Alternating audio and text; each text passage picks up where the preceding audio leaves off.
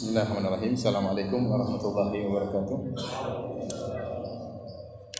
Innal hamdalillah nahmaduhu wa nasta'inuhu wa nastaghfiruhu wa natubu ilaihi wa na'udzu billahi min shururi anfusina wa min sayyiati a'malina. May yahdihillahu fala mudilla lahu wa may yudlil fala hadiya lahu.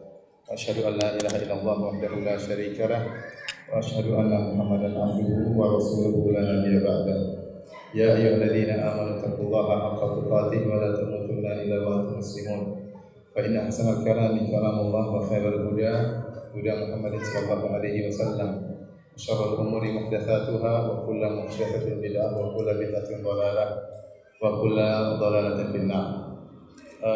Hadirin dan hadirat yang dirahmati Allah Subhanahu wa taala, insyaallah pada kesempatan kali ini kita akan bersama-sama belajar kitab yang paling sahih setelah Al-Quranul Karim, yaitu Sahih Al-Bukhari yang dikarang oleh Al-Imam Abu Abdullah Al-Bukhari rahimahullahu ta'ala. Dan sebelum kita masuk dalam penjelasan hadis-hadis yang disampaikan oleh Imam Al-Bukhari dalam sahihnya, ada beberapa poin yang ingin saya sampaikan. Yang pertama tentang biografi Al-Imam Al-Bukhari. Kemudian yang kedua tentang sebab penulisan beliau, kenapa menulis Sahih Al-Bukhari. Kemudian juga nanti saya akan sampaikan tentang biografi dari Al-Hafidz Ibnu Hajar rahimahullahu taala yang mensyarah Sahih Bukhari dalam kitabnya yang sangat luar biasa, itu Fathul Bari. Ya. Baru kemudian setelah itu kita jelaskan sedikit tentang apa keistimewaan buku Fathul Bari. Baru kemudian kita masuk dalam jilid pertama dari Sahih Bukhari. Kita mulai dengan bab kitab yang pertama, kitab Badi'il Wahyu, tentang permulaan wahyu. Pembahasan pertama kita akan bahas tentang biografi Al-Imam Al-Bukhari rahimahullahu taala. Saya nukilkan dari kitab Hudassari, sebagian orang bacanya Hadyusari tetapi yang benar Hudassari, sebagaimana ditashkil, diberi harokat langsung oleh Ibnu Hajar rahimahullah, penulis buku. Jadi bukunya judulnya Hudassari Muqaddimah Fathul Bari yang dicetak sekarang dalam 2 jilid. Saya akan ambil biografi Al-Imam Al-Bukhari dari kitab Hudassari karangan Ibnu Hajar rahimahullahu taala. Adapun Al-Imam Al-Bukhari, nama lengkap beliau, kunyahnya adalah Abu Abdullah. Abu Abdullah, nama beliau Muhammad bin Ismail bin Ibrahim bin Al-Mughirah bin Bardizbah Al-Ju'fi. Ya. Bisa diulang? Bisa. Saya ulang lagi, saya juga belum hafal ya. Muhammad bin Ismail bin Ibrahim bin Al-Mughirah bin Bardizbah Al-Ju'fi. Jadi Muhammad putranya Ismail, Ismail putranya siapa? Ibrahim putranya Bardizbah, putranya Al-Mughirah, Al-Mughirah putranya Al-Bardizbah Al-Ju'fi rahimahullahu ta'ala. Beliau lahir pada hari Jumat tanggal 13 Syawal tahun 194 Hijriah, tahun 194 Hijriah. Jadi di penghujung abad kedua di Bukhara, di kota di Bukhara. Keturunan beliau ya berasal dari negeri Persia. Jadi Al-Bardizbah, kakek beliau yang keberapa? Ayah beliau yang atau 1, 2, 3, 4, 5 ya, kakek beliau atau ayah yang kelima, Al-Bardizbah adalah seorang dari negeri Persia, dan dia berada di atas agama orang-orang Persia. Jadi kakeknya yang kelima bukanlah orang Muslim, mungkin orang Majusi dari Persia. Kemudian anaknya Al-Mughirah masuk Islam melalui seorang Muslim yang bernama Al-Yaman Al-Ju'fi. Al-Yaman Al-Ju'fi, oleh karena dia masuk Islam melalui seorang yang bernama Al-Ju'fi, maka nisbahnya terakhir kepada Al-Ju'fi. Makanya Imam Abu Bukhari namanya Abu Abdullah Muhammad bin Ismail bin Ibrahim ibn Al-Mughirah ibn Al-Bardizbah Al-Ju'fi, karena Al-Mughirah masuk Islam lewat orang yang namanya siapa? Al-Ju'fi. Maka nisbahnya kepada orang yang membuat dia masuk Islam. Jadi sini Imam Al-Bukhari meskipun dia orang Persia, namun dia tidak fanatik terhadap suku Persianya. Tidak sebagaimana kita dapati sebagian orang yang mereka fanatik terhadap Persia, bahkan menimbulkan kebencian terhadap orang-orang Arab. Ya, Imam Al-Bukhari bukan orang Arab, dia bukan orang Arab, tapi dia cinta kepada bahasa Arab, cinta kepada hadis-hadis Nabi Sallallahu Alaihi Wasallam. Taib. Ismail ayahnya Al-Imam Al-Bukhari meninggal tatkala Imam Bukhari masih kecil. Oleh karenanya Imam Al-Bukhari hidup dalam kondisi yatim, dipelihara oleh ibunya.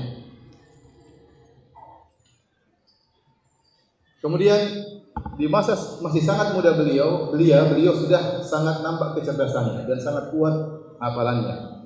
Maka disebutkan beliau pernah mengkritik seorang ahli hadis di zaman beliau. Ada seorang ahli hadis pernah membaca suatu riwayat di depan di suatu pengajian di hadapan orang banyak dengan berkata Sufyan an Abi Zubair an Ibrahim. Sufyan an Abi Zubair an Ibrahim. Ini nama-nama rawi. Disebutkan satu sanad dia mengatakan Sufyan an Abi Zubair an Ibrahim. Maka Al-Bukhari waktu itu hadir, maka dia protes, dia berkata, "Inna Abu Zubair lam yarwi an Ibrahim." Kata dia, wahai fulan, sungguhnya Abu Zubair tidak meriwayatkan dari Ibrahim. Fantaharani, kata Imam Bukhari, maka ahli hadis tadi membentak saya. Faqultu lahu, maka aku berkata kepada ahli hadis tadi, "Irji ilal asal, kalau kau punya buku, coba kembali ke bukumu."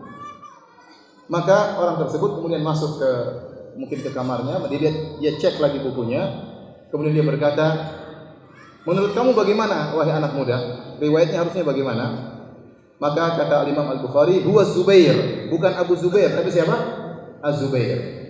Dan dia adalah Ibnu Adi, meriwayatkan dari Ibrahim. Maka orang tersebut akhirnya memperbaiki riwayat yang telah dia catat dalam bukunya. Maka dia berkata, "Shadaqta, engkau benar." Ana yang bertanya kepada Imam Al-Bukhari, "Waktu itu umurmu berapa waktu kejadian tersebut?" Kata Imam Al-Bukhari, "Umurku masih 11 tahun." 11 tahun sudah hafal apa? Riwayat-riwayat yang begitu banyak ya. Kemudian beliau sudah mulai menulis buku sejak beliau umur belasan tahun. Tatkala beliau berumur 18 tahun, beliau menulis buku judulnya Qadaya Sahabah wa Tabi'in. Kemudian beliau juga menulis kitab At-Tarikh Al-Kabir yang sekarang dicetak berjilid-jilid. Waktu beliau masih berumur 18 tahun. Kata beliau, beliau menulis kitab Tarikh Al-Kabir di Raudhah, itu di kuburan Nabi sallallahu alaihi wasallam. Beliau tulis tatkala di malam-malam bulan purnama. Kemudian juga dalam menuntut ilmu beliau rihlah dalam banyak tempat, ke negeri Syam, ke Mesir, Jazirah, ke Basrah, bahkan berulang-ulang ke Basrah 4 kali, ke Jazirah 2 kali. Kemudian tinggal di Mekah selama 6 tahun ya. Beliau seringkali masuk ke Kufah, ke Baghdad, semuanya dalam rangka untuk mencari riwayat-riwayat hadis. Dan luar biasa hafalan beliau. Hashid bin Ismail pernah bercerita, "Kana Al-Bukhari yakhtalifu ma'ana ila masyayikh al-Basrah wa huwa bulam." Kami bersama Al-Bukhari pergi ke guru-guru syekh-syekh di negeri Basrah. Waktu itu Bukhari masih sangat muda. Fala yaktubu hatta ala dzalika ayyam. Dan beliau selalu hadir dan tidak pernah nulis. Seperti kita hebat. Hadir enggak pernah nulis. Falumna ba'da 16 yauman. Setelah 16 hari enggak pernah nulis, kami pun mencela Al-Bukhari. Ini orang 16 hari ikut pengajian dengan riwayat hadatsana an fulan dari sahabat Rasulullah SAW bersabda. 16 hari itu sudah entah berapa banyak hadis yang dia dengar dan dia tidak pernah mencatat. Maka kami pun mencela Al-Bukhari. Al-Imam Al-Bukhari waktu dicela dia diam saja. Namun dicela terus akhirnya dia pun berkata, "Qad aksartum alayya." Kalian terlalu banyak mencelaku. Kata Imam Al-Bukhari, "Fa'ridu alayya ma katabtum." Kalau gitu apa yang sudah kalian catat sih 16 hari? Mana yang kalian catat? Semuanya mengeluarkan bukunya yang mereka telah catat selama 16 hari. Maka ternyata jumlah hadis selama 16 hari lebih dari 15.000 hadis. Lebih dari 15.000 hadis.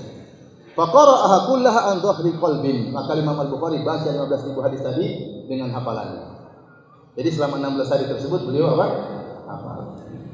Luar biasa ya. Coba saya tanya deh, hafalannya kuat. Siapa nama Imam Al-Bukhari yang lengkap? Angkat tangan, saya kasih hadiah. Jangan lihat catatan. Coba berdiri. Lengkap. Jangan lihat catatan. Coba.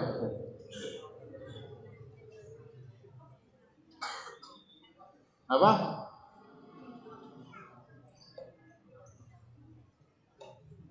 Hampir benar tapi salah. Ya udah, hadiahnya nggak ada. Kita lanjut ya. Salah ya, kurang lengkap. Masya Allah, jazakallah khairan.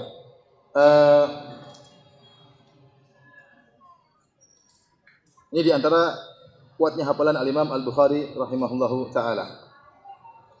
Kemudian berkata Muhammad bin Abi Hatim, Al-Imam Al-Bukhari pernah bercerita, dari Al-Imam Al-Bukhari beliau pernah bercerita, kuntu fi majlis Al-Firyabi. Suatu hari aku sedang berada di majelisnya Al-Firyabi. Faqala haddatsana Sufyan an Abi Urwah. Maka Al-Firyabi berkata, haddatsana, telah menyampaikan kepada kami Sufyan an Abi Urwah, dari Abi Urwah, an Abil Khattab, an Abi Hamzah. Dari Abi Urwah, Abil Khattab, Abi Hamzah.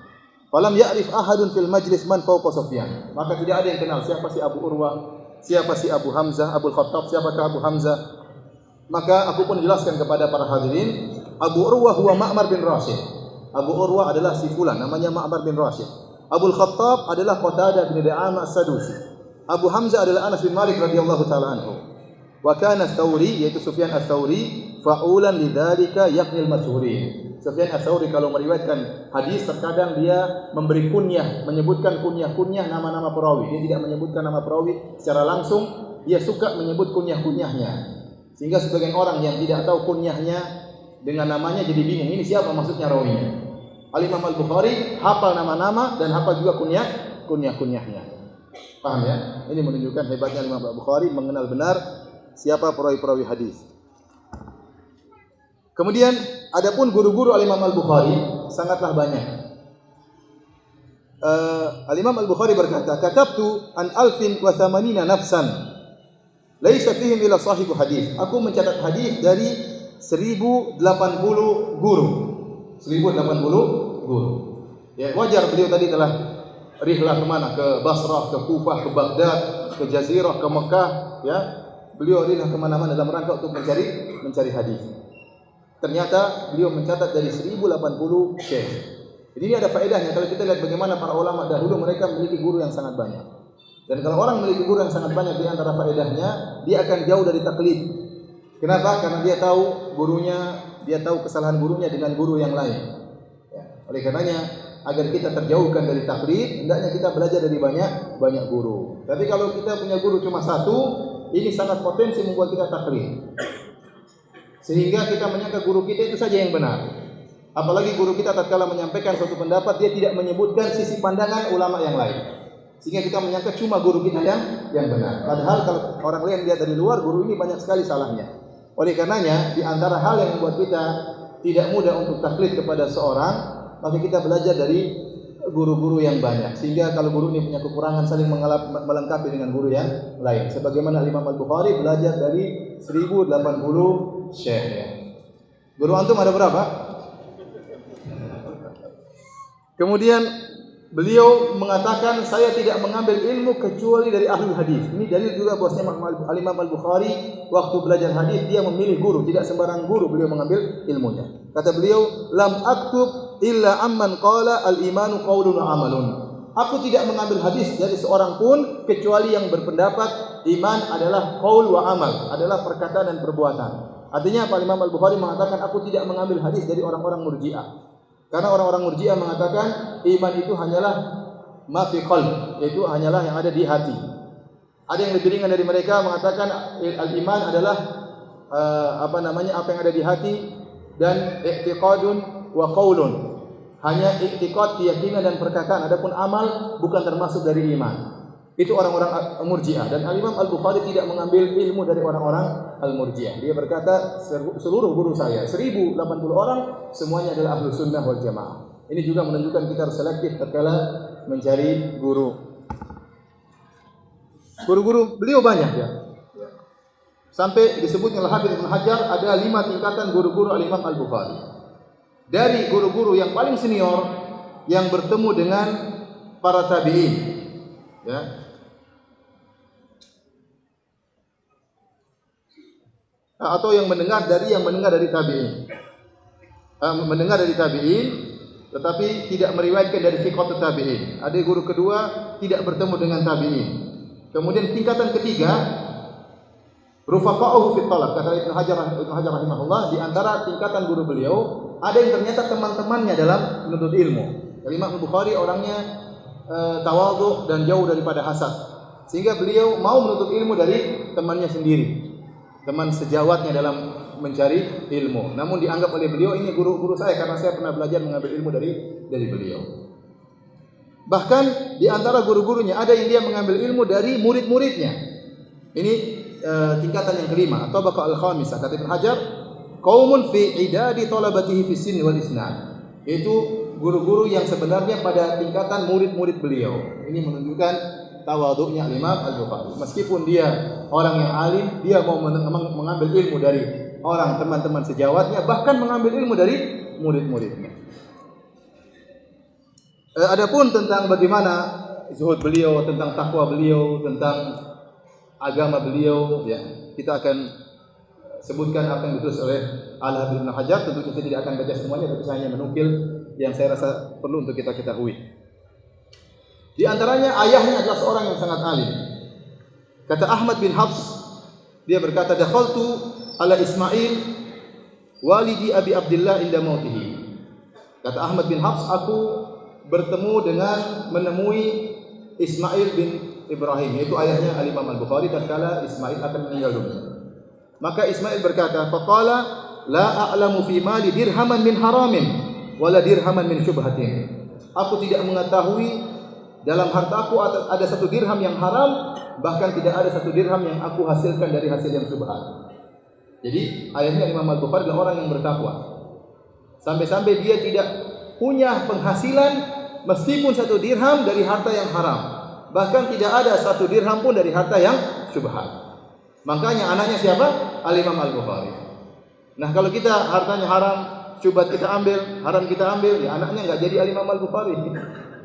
Ya jadi anak-anak kita. Oleh karenanya ini menunjukkan ya pengaruh orang tua terhadap anak sangat luar biasa.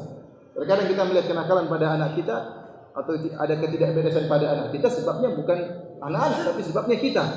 Kita yang kurang bertakwa kepada Allah Subhanahu wa taala. Makanya salah seorang salaf dia salat, kemudian dia perpanjang salatnya, kemudian dia berkata kepada anaknya, saya sengaja panjangkan salat saya agar Allah menjaga engkau wahai anakku. Ya, agar Allah menjaga. Jadi di antara kata para ulama bagaimana kita bisa menterbiah anak-anak kita, di antaranya kita sendiri harus bertakwa kepada Allah Subhanahu wa taala sehingga ada dampaknya Allah menjaga anak-anak kita. Kata Allah, ihfadillaha, kata Rasulullah SAW, ihfadillaha yahfadka. Jagalah Allah, jagalah perintah-perintah Allah, maka Allah akan jaga engkau. Kata para ulama, Allah akan menjaga engkau, jaga keluargamu, jaga anak-anakmu, jaga hartamu dengan engkau menjaga Allah Subhanahu wa taala. Al-Imam Al-Bukhari mendapat warisan dari ayahnya, warisan yang banyak. Malan jarilan, harta yang sangat banyak. Maka dia pun menggunakan hartanya tadi, dia tidak bekerja tapi dia melakukan mudharabah. Apa namanya bahasa Indonesianya? Apa? Bagi hasil ya, bagi hasil. Dibagi hasil. Jadi dia gunakan harta tersebut ya untuk menuntut ilmu. Beliau berkata, "Ma tawallaitu syira'a syai'in qat wala bai'ah."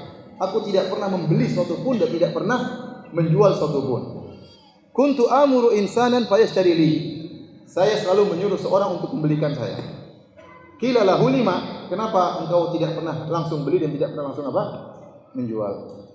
Lima fihi min az-ziyadati wan nuqsan wa takhlid. Kata dia, dalam jual beli itu ada tambahan, ada kurangan, ada campur-campuran, dan beliau tidak mau seperti itu. Beliau tidak mau karena warak beliau tidak mau masuk dalam dunia dagang berdagang atau jual menjual atau beli membeli. Imam Al-Bukhari susah kalau hidup di zaman kita. Ya. Tapi ini warak beliau rahimahullah taala. Tidak mau membeli. Kalau suruh dia membeli, suruh orang yang beli. Kemudian di antaranya Abu Sa'id Bakar bin Munir berkata, "Kana humila ila Muhammad bin Ismail bida'atun anfadaha ilaihi Abu Hafs. Fajtama'a ba'du tujjar ilaihi bil 'ashiyyah wa talabuha minhu bi ribhi 5,000 dirham." Al-Imam Al-Bukhari didatangkan barang dagangan ya untuk dijual. Kemudian datang orang-orang menawar barang tersebut ke rumahnya di malam hari dengan memberi untung langsung 5.000 real, 5.000 dirham. Jadi Imam Bukhari tidak bawa ke pasar, orang datang ke rumahnya.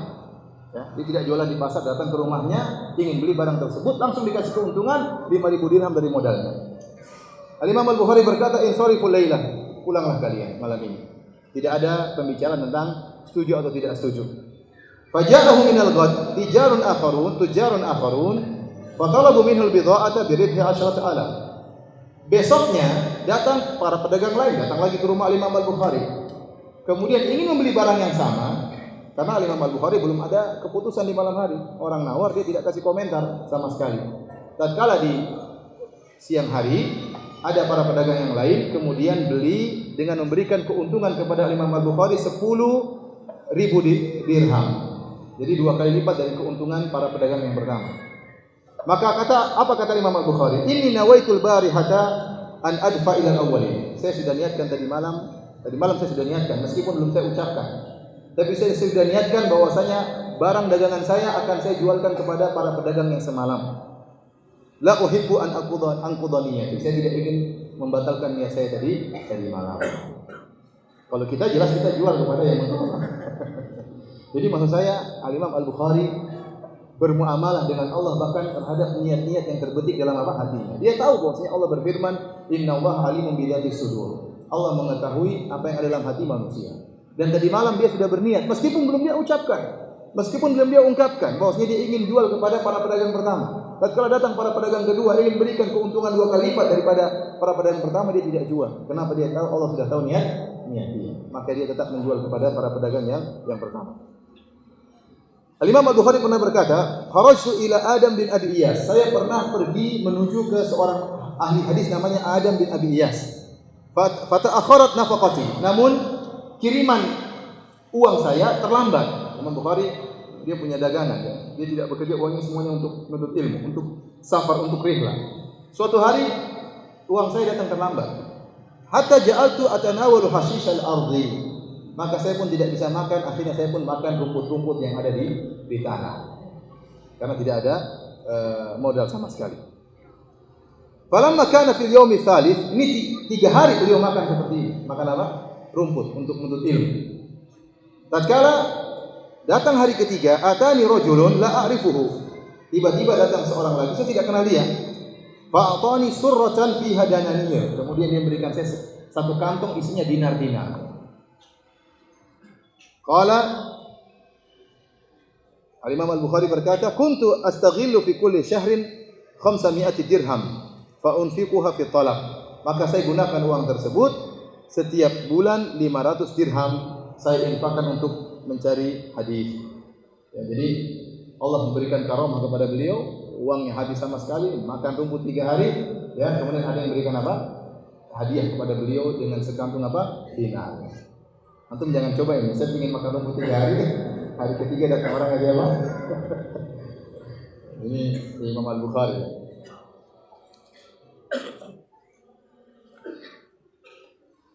Kemudian di antara waroknya beliau tidak pernah menggibah seorang pun. Kata beliau, "Maktabtu ahadan qad mundu alimtu anal ghibata haram." Saya tidak pernah menggibah seorang pun sejak saya tahu bahwasanya ghibah itu haram. Saya tidak pernah menggibah seorang pun sejak saya tahu ghibah itu haram. Suatu hari Al-Imam Al-Bukhari berkata kepada Abu Ma'syar Ad-Dharir. Kata Al-Imam Al-Bukhari kepada Abu Ma'syar Ad-Dharir, "Ij'alni fi hillin ya Abu Ma'syar." Wahai Abu Ma'syar, halalkanlah kesalahanku. Saya punya salah, saya minta dihalalkan. Faqala min ayyi syai'in? Maka Abu Ma'syar berkata, heran. Dia tidak merasa Imam Bukhari pernah punya salah sama dia. Maka dia berkata, min ayyi syai'in? Kau minta halal dari kesalahan apa wahai Al-Bukhari? Kata Imam Al-Bukhari, jadi Abu Ma'syar ini seperti muridnya. Dia berkata, "Rawaitu haditsan yauman." Suatu hari saya meriwayatkan suatu hadis. Fa nadartu ilaika wa qad u'jibta bihi. Waktu saya meriwayatkan hadis, saya lihat engkau kagum dengan hadis ini. Wa anta tuharriku ra'saka wa yadayk. Waktu kau kagum, kau goyang-goyangkan kepalamu. Mungkin kagum, intinya menunjukkan apa? Kagum dengan hadis tersebut yang diriwayatkan oleh Imam Al-Bukhari. Mungkin dari sisi sanadnya, dari isi hadis tersebut. Fatabassamtu, maka saya pun senyum gara-gara lihat engkau menggerak-gerakkan kepalamu. min dzalik. Maka itu saya minta maaf. Coba, gara-gara pernah senyum lihat orang apa?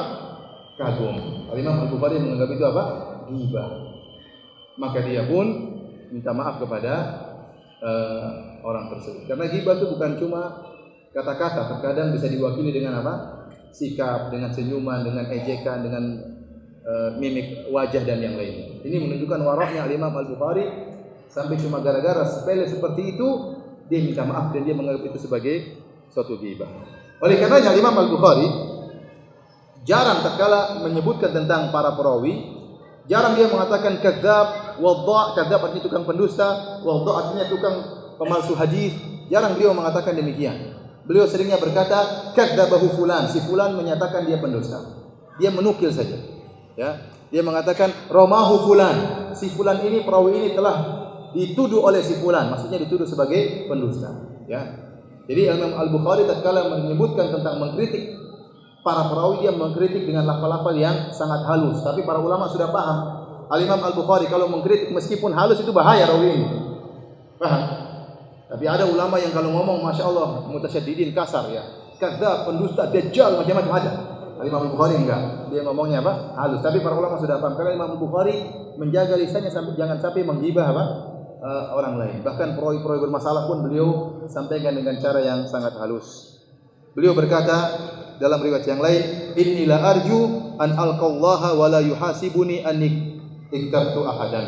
Aku berharap bisa bertemu dengan Allah Subhanahu wa taala dan aku tidak dihisab aku pernah menghibah seorang pun.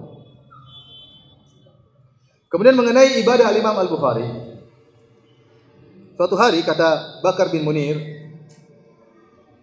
suatu hari Imam Al-Bukhari data yaumin yusalli, sedang salat. Falasa'ahu az-zambur 17 marrah. Tiba-tiba datang lebah. Apakah Imam Al-Bukhari lagi salat di pinggir sarang lebah? Intinya datang lebah banyak. Mengentuk Imam Al-Bukhari, menyengat Imam Al-Bukhari sampai 17 kali disengat. Falamma qada salatahu, tatkala Imam Al-Bukhari selesai dari salatnya, beliau berkata, "Unzuru, aish hadzal ladzi adani fi salati." Apa ini yang tadi mengganggu tatkala sedang salat?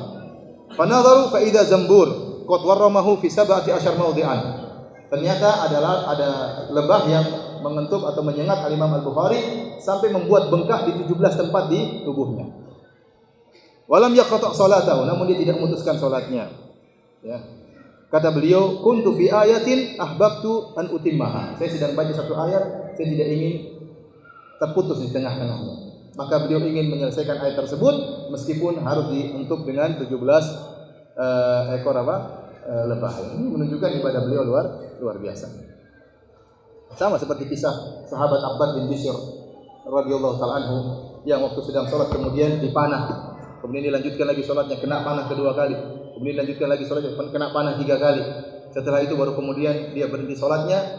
Ternyata badannya sudah berlumuran darah, kena panah 3 anak panah di tubuhnya. Waktu ditanya, kenapa engkau tidak berhenti dari awal? Saya sedang baca surat, saya tidak ingin berhenti sebelum selesai surat tersebut.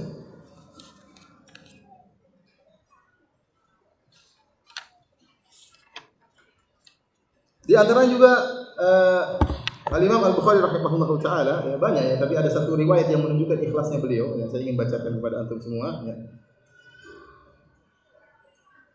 Dari Muhammad bin Mansur, beliau berkata, "Sami'tu abi yaqul," ayahku berkata, "Kunna fi majlisi Abi Abdillah Al-Bukhari." Suatu hari kami sedang di majelis Imam Al-Bukhari.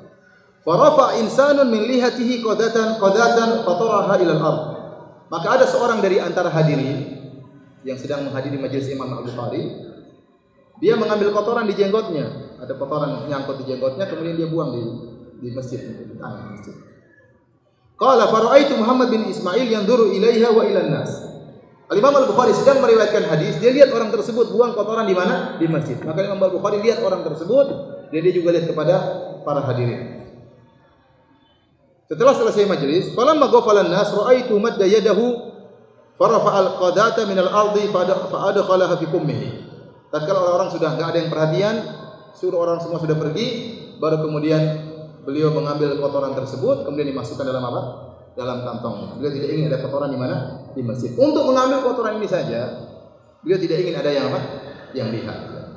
Menunjukkan bagaimana beliau menyembunyikan apa? Amalan soleh beliau.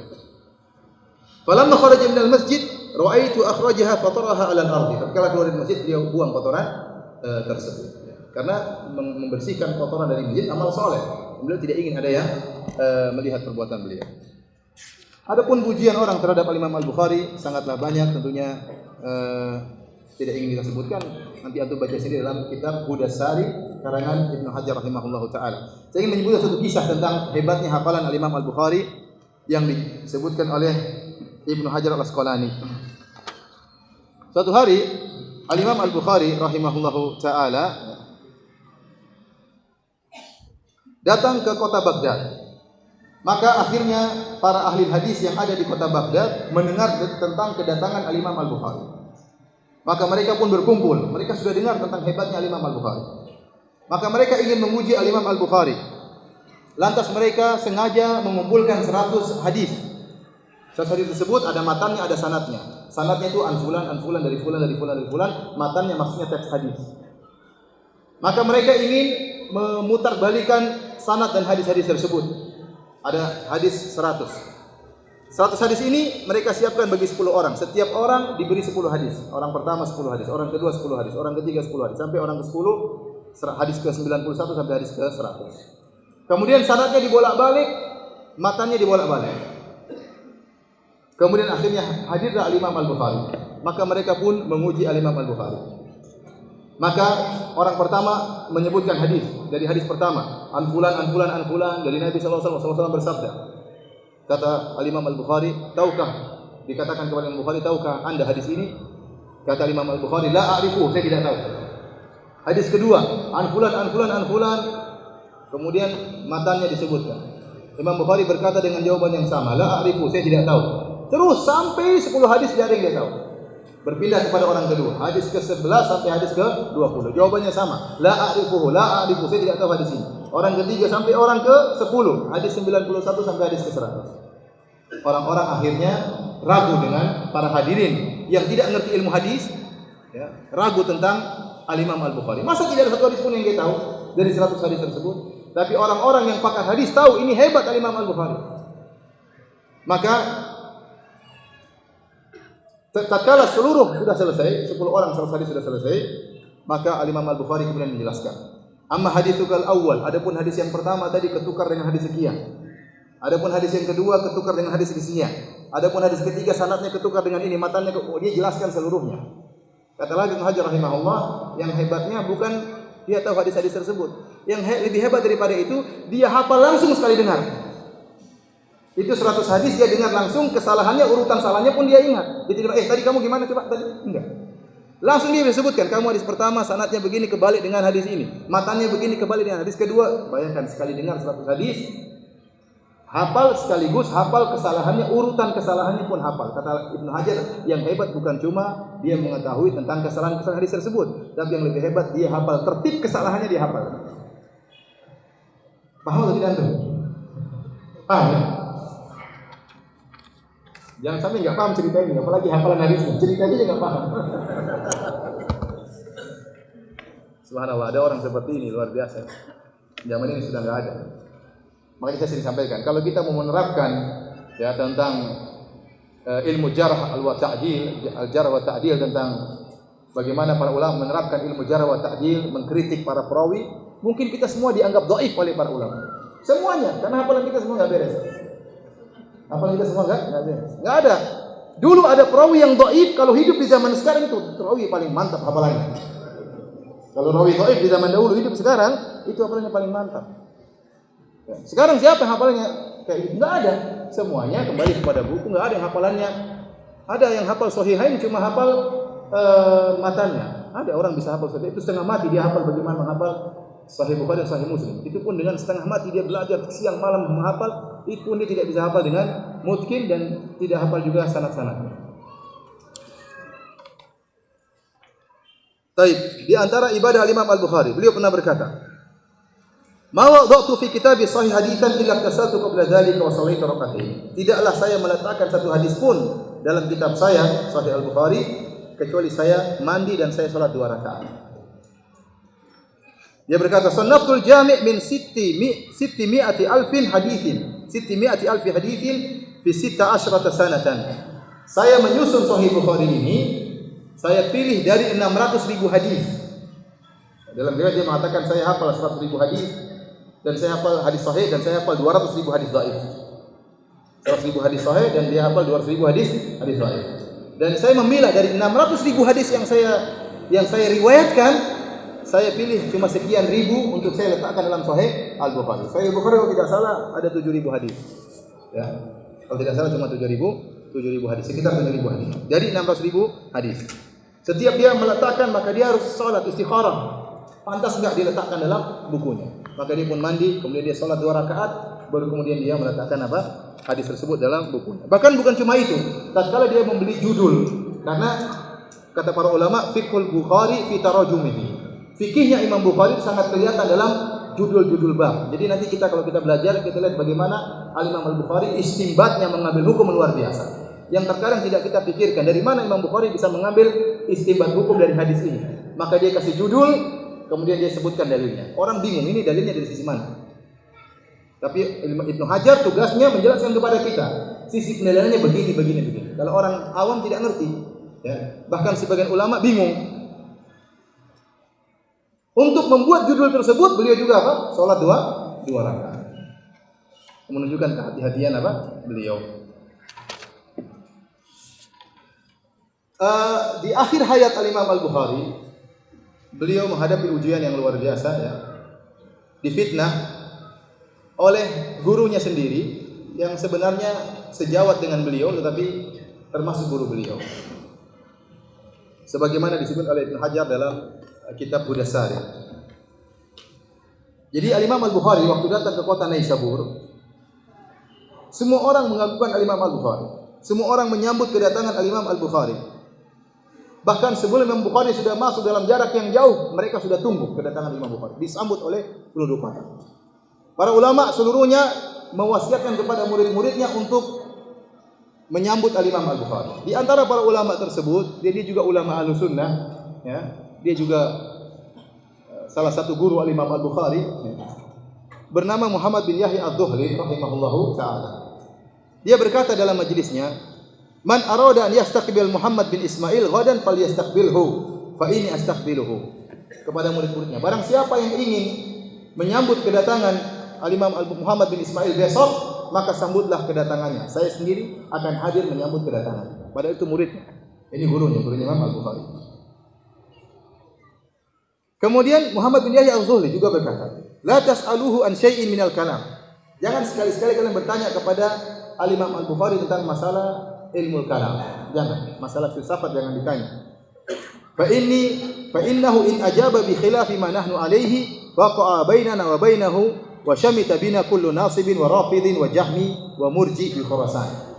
Kata Muhammad bin Yahya Az-Zuhli, kalau kalian bertanya tentang masalah akidah kepada Imam Al-Bukhari yang berkaitan dengan falsafat, kemudian ternyata Imam Al-Bukhari menjawab jawaban yang sesuai dengan apa yang kita yakini, maka akan timbul masalah antara kita dengan Imam Al-Bukhari. Kalau sudah timbul masalah, akhirnya para ahlul bidah yang ada di Khurasan akan senang. Seperti Rafidhi, Syiah, kemudian Jahmi, kemudian Murji, ya, Nasibi, semuanya akan senang tatkala kita berselisih di antara Ahlussunnah. Ini wasiat Muhammad bin Yahya Az-Zuhli yang sampai terjadi keributan. Subhanallah, waktu Imam Bukhari datang, orang hadir ramai sekali di masjid. Imtala'atid dar atau di rumah, orang kumpul ramai sekali. Wasutu sampai naik di atas atap-atap ingin dengar majelis Al-Imam Al-Bukhari. Tatkala pada hari kedua atau hari ketiga, ada seorang cari masalah. Dia tanya kepada Imam Bukhari tentang masalah sangat pelik tentang masalah Al-Qur'an. Dia bertanya, "Anil lafzi bil Qur'an, talaffuz bil Qur'an, apakah makhluk atau bukan?" Ingat, Al-Quran itu bukan makhluk. Al-Quran kalamullah ghairu makhluk. Al-Quran adalah firman Allah ghairu bukan makhluk. Allah bukan makhluk dan lafal Allah juga bukan makhluk. Allah bukan makhluk, maka perbuatan Allah juga bukan bukan makhluk. Yang makhluk itu ciptaan Allah, manusia. Kita makhluk. Kita ini makhluk. Lafal kita makhluk atau bukan? Makhluk. Lidah kita makhluk atau bukan? Makhluk. Lafal kita juga makhluk. Pertanyaannya sulit sekarang. Al-Quran bukan makhluk. Tapi kalau ada orang baca Al-Quran dengan lafal manusia, nah lafalnya makhluk atau bukan? Ini pertanyaan menjebak. Paham atau tidak? Saya ulangi. Allah makhluk atau bukan? Bukan. Azza wa Jalla, Allah Subhanahu wa taala. Allah pencipta. Maka seluruh yang dilakukan oleh Allah bukan makhluk. Allah bukan makhluk, pendengaran Allah bukan makhluk, penglihatan Allah bukan makhluk. Di antaranya firman Allah juga bukan apa? Bukan makhluk. Karena firman tersebut dari Allah Sang Pencipta. Kita manusia makhluk. Badan kita makhluk, lisan kita makhluk, suara kita juga makhluk tercipta ya. Penglihatan kita makhluk, pendengaran kita makhluk. Sekarang pertanyaan kepada Imam Bukhari, waktu saya baca Al-Qur'an, alif lam mim dalikal kitabul la raiba fi, ya, dalikal kitabul la raiba fi, itu makhluk atau bukan? Lafalnya ini, suaranya ini makhluk atau bukan? Maka Imam Al-Bukhari menjawab, af'aluna makhluqatun wa alfazuna min af'alina. Imam Al-Bukhari mengatakan perbuatan kita adalah makhluk, karena kita makhluk, segulu perbuatan kita apa makhluk. Dan lafal kita termasuk dari perbuatan kita. Titik. Al-Imam Bukhari menjawab dengan jawaban demikian. Saya ulangi, jawaban Imam Bukhari, lafal kita, perbuatan kita adalah makhluk, dan lafal kita termasuk dari perbuatan kita. Akhirnya terjadi keributan. Disimpulkan oleh sebagian orang, Al-Imam Al-Bukhari mengatakan bahwasanya lafal dengan Al-Quran adalah makhluk. Padahal seharusnya menurut Ahlus Sunnah wal Jamaah, kalau kita ditanya seperti itu, kita harus perinci apa yang Anda maksudkan. Kalau Anda maksudkan suara, maka itu makhluk. Tapi kalau Anda maksudkan yang dilantunkan, alif lam mimnya, maka itu bukan makhluk, karena kita sedang melantunkan firman Allah Subhanahu wa taala. Sama seperti saya mengatakan, berkata Al-Imam Al-Bukhari, misalnya saya mengatakan Al-Imam Al-Bukhari berkata, ya, Sannaftul jami' min sitti mi'ati alfi hadithin fi sittata asyrata sanata. Aku menulis Kitabul Jami', ya. Saya pilih dari 600.000 hadis, saya tulis dalam waktu 16 tahun. Suaranya Firanda, paham? Tapi ucapannya siapa? Al-Imam Al-Bukhari. Saya sedang menukil perkataannya siapa? Al-Imam Al-Bukhari. Tapi suaranya siapa? Suaranya Firanda, paham? Suaranya saya. Sama waktu saya baca Al-Quran, lafal-lafalnya saya, suaranya apa? Saya, tapi teksnya itu saya sedang menukil firman siapa? Firman Allah. Paham? Teksnya tersebut bukan makhluk. Al-Quran, kalau maksud Anda adalah kertas-kertas, ini makhluk. Paham? Tetapi yang termaktub dalam kertas tersebut sedang menukil firman siapa? Allah, dan firman Allah bukan makhluk. Waktu Imam Al-Bukhari ditanya, apakah talaffuz bil Quran makhluk? Maka ini seharusnya ditafsir, tapi Imam Bukhari waktu itu qadarullah, beliau tidak mentafsir, tidak memperinci, mungkin disangka orang-orang sudah pada paham karena mereka Ahlus Sunnah wal Jamaah, maka beliau menjelaskan dari satu sisi. Sisi bahwasanya lafal kita ini makhluk. Jangan sampai dibilang lafal kita ini bukan apa? Makhluk. Paham atau tidak? Benar, yang benar. Yang paham angkat tangan. Saya mau tes.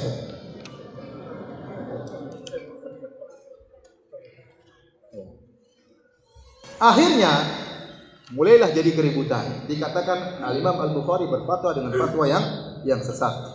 Dia mengatakan lafzi bil Qur'ani makhluk, lafalku dalam Al-Qur'an, dalam melafalkan Al-Qur'an adalah makhluk. Maka kemudian terjadi keributan. Ada yang mengatakan Imam Bukhari tidak maksudnya demikian. Terjadi debat di antara para pendengar. Akhirnya kata sebagian ulama, ya, sebagian dinukil oleh Al-Imam Ibnu Hajar, anna Muhammadan bin Ismail lama warada Naisabur wa ijtama'a an-nasu indahu, tatkala Imam Bukhari datang ke kota Naisabur dan orang-orang berkumpul kepadanya, hasadahu ba'du syuyukhil waqt. Ada sebagian syekh yang hasad kepada Imam Al-Bukhari. Kemudian menuduh Imam Bukhari mengatakan begini dan begini. Subhanallah, syekh ini yaitu Muhammad bin Al-Zuhri rahimahullah tidak langsung tabayun, tidak langsung cross check kepada Imam Al-Bukhari. Langsung dia sebarkan bahwa Imam Bukhari mengatakan demikian. Maka Imam Bukhari ditahzir, disuruh ditinggalkan majelisnya.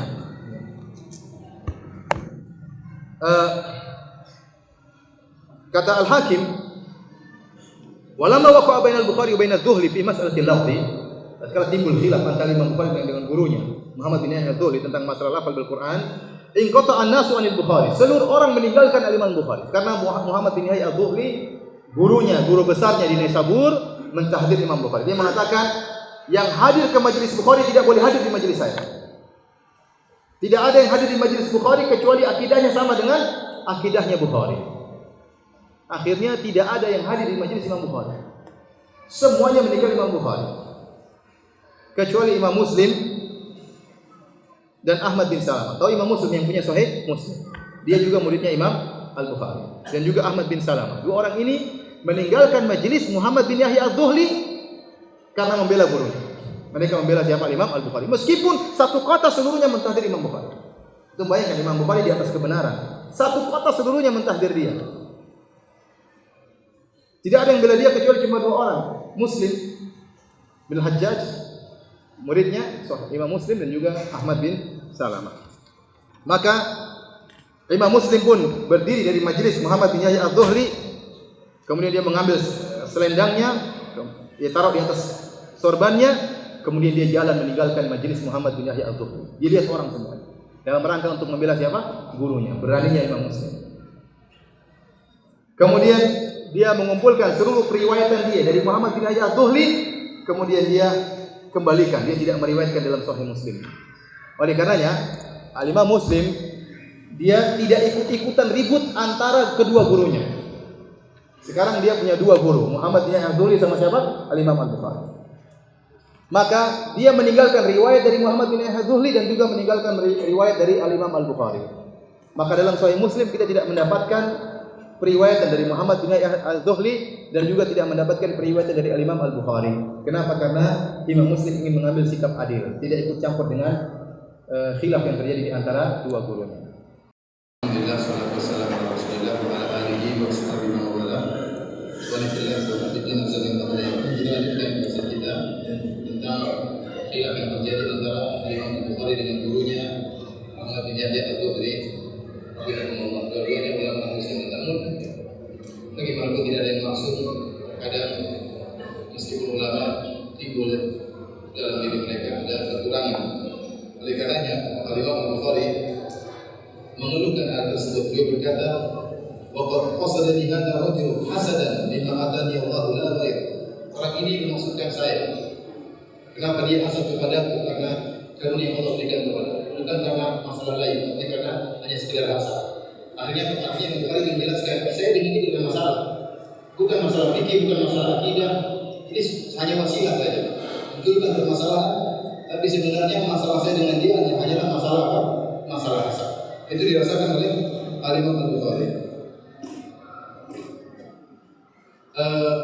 Kemudian Imam Al-Bukhari ditanya, ada yang datang ke beliau kemudian cross check, kemudian beliau mengatakan melafalkan Al-Quran adalah makhluk.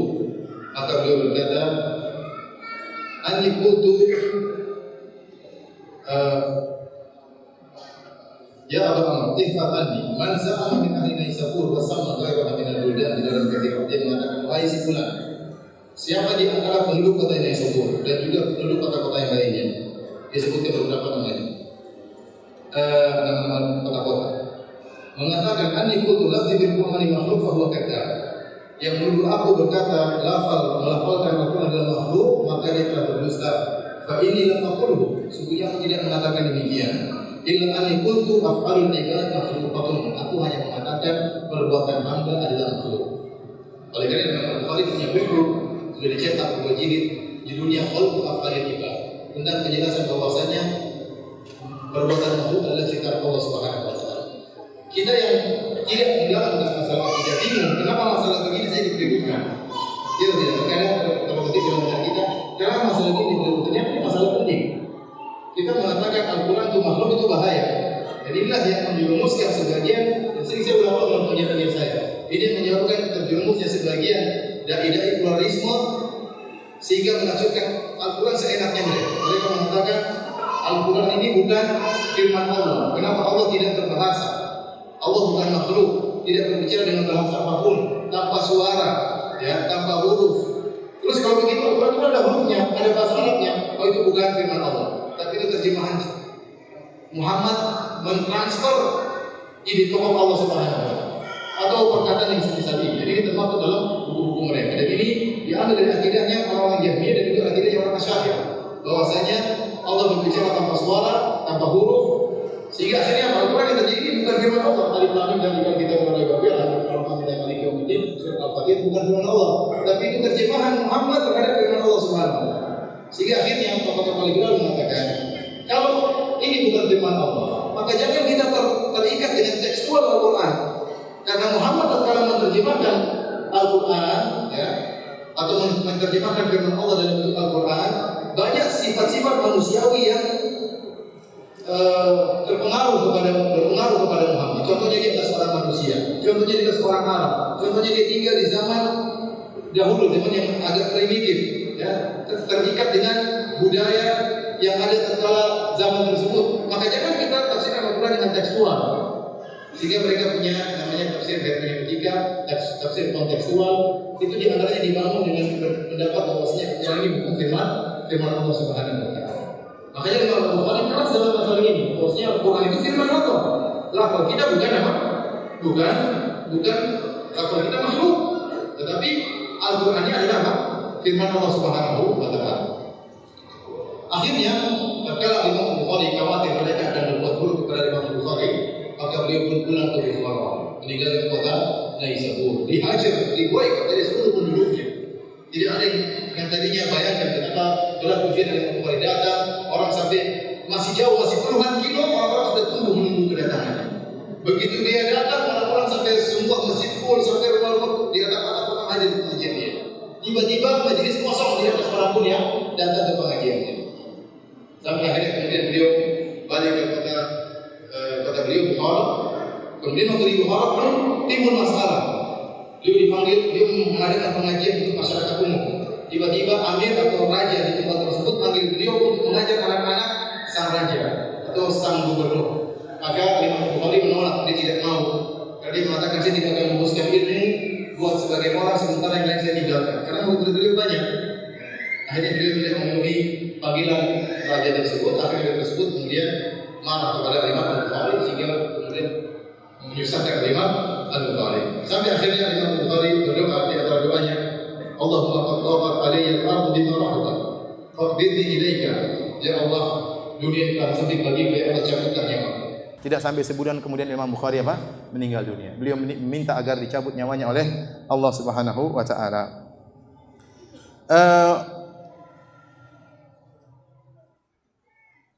Disebutkan oleh Al-Hafidz Ibnu Hajar rahimahullah riwayat, ya, Imam Al-Bukhari tatkala akan meninggal beliau berpesan. Beliau berkata, "Kaffinuni fi thalathati athwab, laisa fiha qamis wala imamah." Tolong kafankan aku dalam 3 lembaran kain kafan, tanpa pakai gamis, tanpa pakai jubah, dan juga tanpa pakai imamah. Kata sang perawi, "Fa fa'alna." Kami pun melakukan hal tersebut sesuai dengan wasiat Al-Imam Al-Bukhari. Falamma adrajnahu fi akfanihi wa shallaina alaihi wa wada'nahu fi hufratihi faha min turabi qabrihi raihatun thayyibatun kal misk wa damat ayyaman. Waktu kami mengkafankan Al-Imam Al-Bukhari, kemudian kami pun menyolatkan Al-Imam Al-Bukhari, kemudian kami masukkan ke dalam liang lahat, tiba-tiba keluar bau yang sangat harum seperti bau minyak wangi misik, dan itu berlanjut sampai berhari-hari. Wa ja'alan nasu yakhtalifuna ila al-qabr ayyaman ya'khuduna min turabihi. Orang-orang pun datang ke kuburan Al-Imam Al-Bukhari mengambil pasir dari kuburan Al-Imam Al-Bukhari. Ila an ja'alna alaihi khashaban musyabbakan. Maka segera murid-murid Imam Bukhari membuat kuburannya ditutup dengan apa? Dengan kayu yang dibuat semacam pagar sehingga tidak bisa diambil lagi apa? Pasirnya.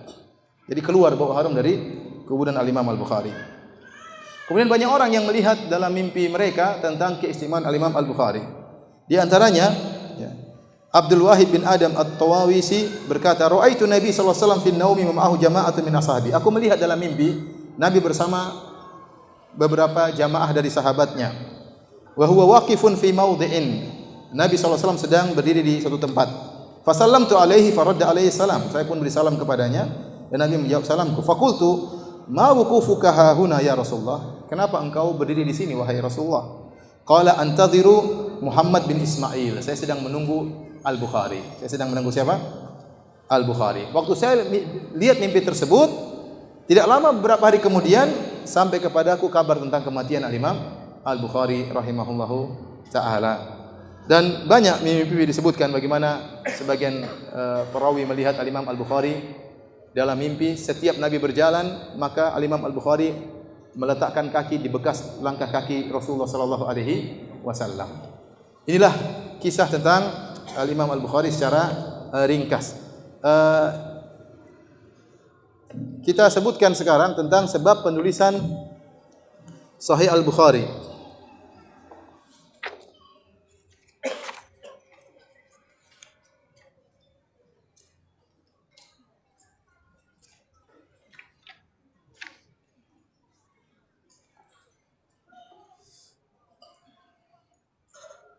Kita tahu bahwasanya di zaman Nabi SAW, para sahabat sebagian mereka menulis hadis-hadis tapi tidak mereka bukukan. Ya. Banyak sahabat yang tidak menulis hadis. Ya. Di antara sebabnya pertama, di awal-awal Rasulullah SAW menyampaikan hadis-hadis kepada para sahabat, Rasulullah SAW melarang untuk menulis hadis. Dalam Sahih Muslim Rasulullah SAW pernah bersabda, "La taktubu anni, wa man kataba anni ghairal Qur'ani falyamhu." Kata Nabi, jangan tulis dariku. Yang boleh ditulis cuma Al-Quran. Barang siapa yang menulis selain Al-Quran, maka hapuslah, kata Nabi SAW. Ini di awal-awal. Karena Rasulullah SAW khawatir Al-Quran tercampur dengan apa? Dengan hadis. Maka Rasulullah SAW tidak boleh dicatat kecuali Al-Quran. Namun kemudian datang belakangan hadis-hadis, Rasulullah SAW membolehkan untuk menulis hadis-hadis Nabi SAW. Seperti Rasulullah SAW berkata, "Uktubu li Abi Syah." Tolong tulis buat Abi Syah, karena dia tidak pandai menulis. Maka para sahabat menulis hadis. Namun meskipun sebagian sahabat menulis hadis, namun tidak banyak mereka menulis hadis dan tidak mereka bukukan secara lengkap. Kenapa? Karena selain mereka jarang menulis, mereka sangat kuat hafalan mereka, sehingga mereka bersandar kepada hafalan mereka. Penulisan hadis datang belakangan. Bukan berarti hadis tidak ditulis, hadis ditulis. Banyak riwayat menunjukkan Rasulullah SAW sendiri menulis surat kepada para raja-raja. Rasulullah SAW juga menulis surat kepada sebagian sahabat. Para sahabat juga menyalurkan hadis, tapi tidak dibukukan. Pembukuan hadis datang belakangan, terutama pada waktu di awal abad ketiga. Mulai banyak penulisan dikumpulkannya, dikodifikasi hadis-hadis Nabi sallallahu alaihi wasallam. Kita tahu penulisan hadis-hadis banyak macamnya ya. Ada hadis-hadis yang, dan kebanyakan hadis-hadis mencampur adukan antara hadis-hadis yang sahih dan hadis-hadis yang dhaif.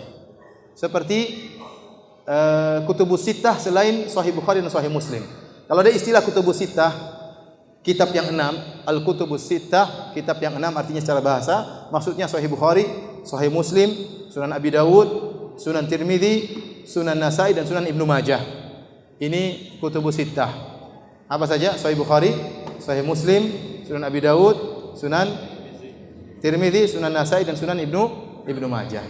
Sebagian ulama khilaf. Nomor 6 ini siapa? Ada yang mengatakan Muwatta Imam Malik, Al-Imam Malik. Ada yang mengatakan Ibnu Majah. Namun yang banyak dilakukan oleh jumhur ulama, yang ke-6 adalah Sunan Ibnu Majah. Sunan Ibnu Majah, Sunan Tirmidzi, Sunan Abi Dawud, Sunan Nasai ini mencampur adukan antara hadis sahih dan hadis dhaif. Ada hadis-hadis dhaifnya, ada hadis-hadis sahihnya, ada hadis-hadis hasan. Yang khusus hadis-hadis sahih adalah Sahih Bukhari dan Sahih Muslim. Demikian juga Musnad Imam Ahmad. Musnad Imam Ahmad juga mencampur adukan antara hadis-hadis yang sahih dan hadis-hadis yang dhaif. Dan hadis-hadis sahih banyak ya.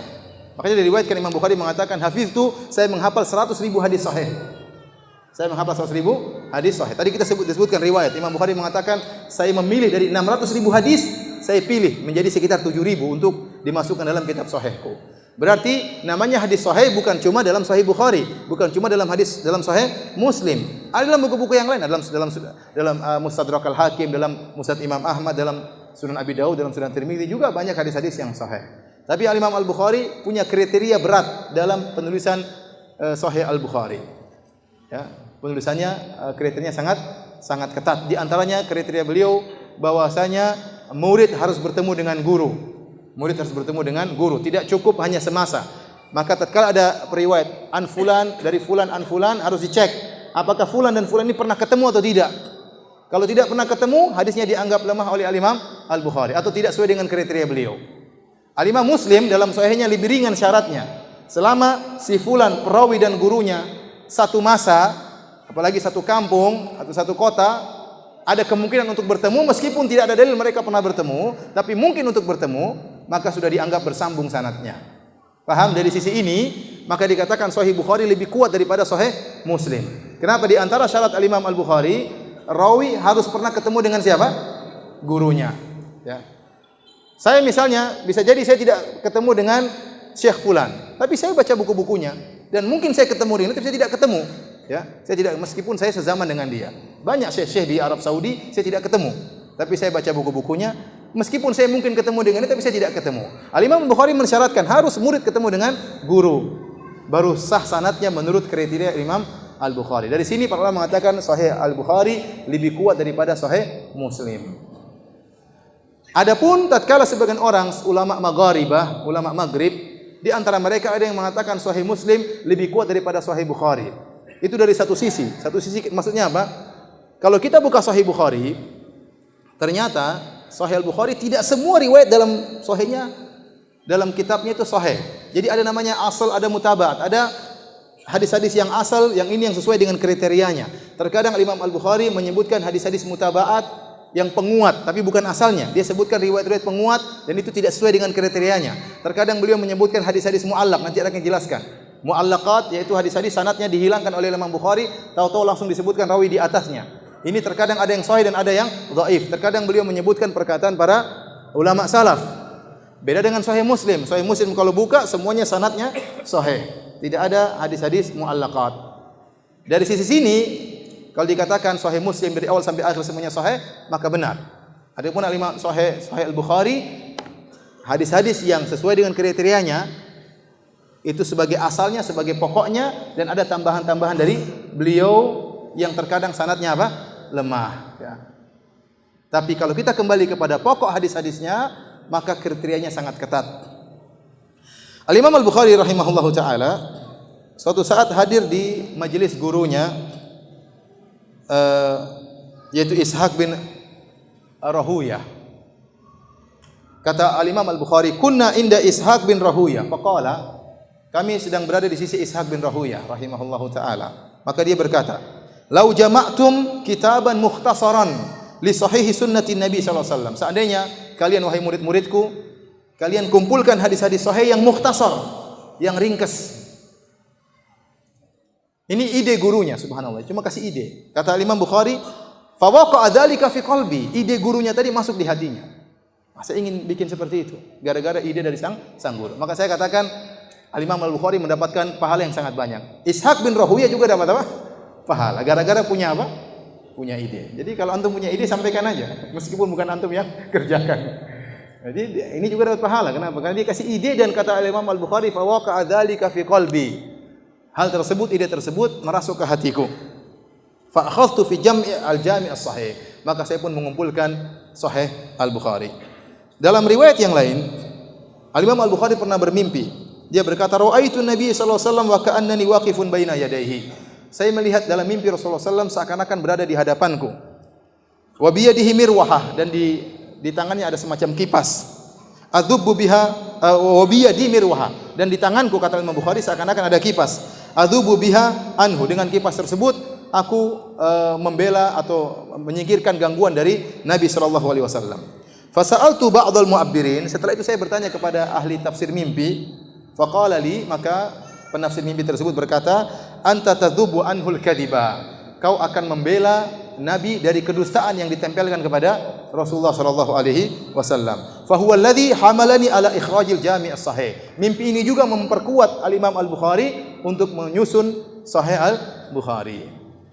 Jadi intinya Sahih Bukhari itu adalah kitab mukhtasar, kitab ringkasan. Makanya Rasulullah SAW mengatakan, saya ringkas dari, kata Al-Bukhari, saya ringkas dari 600.000 hadis. Saya ringkas dari 600.000 hadis menjadi sekitar 7.000 hadis dalam waktu 16 tahun.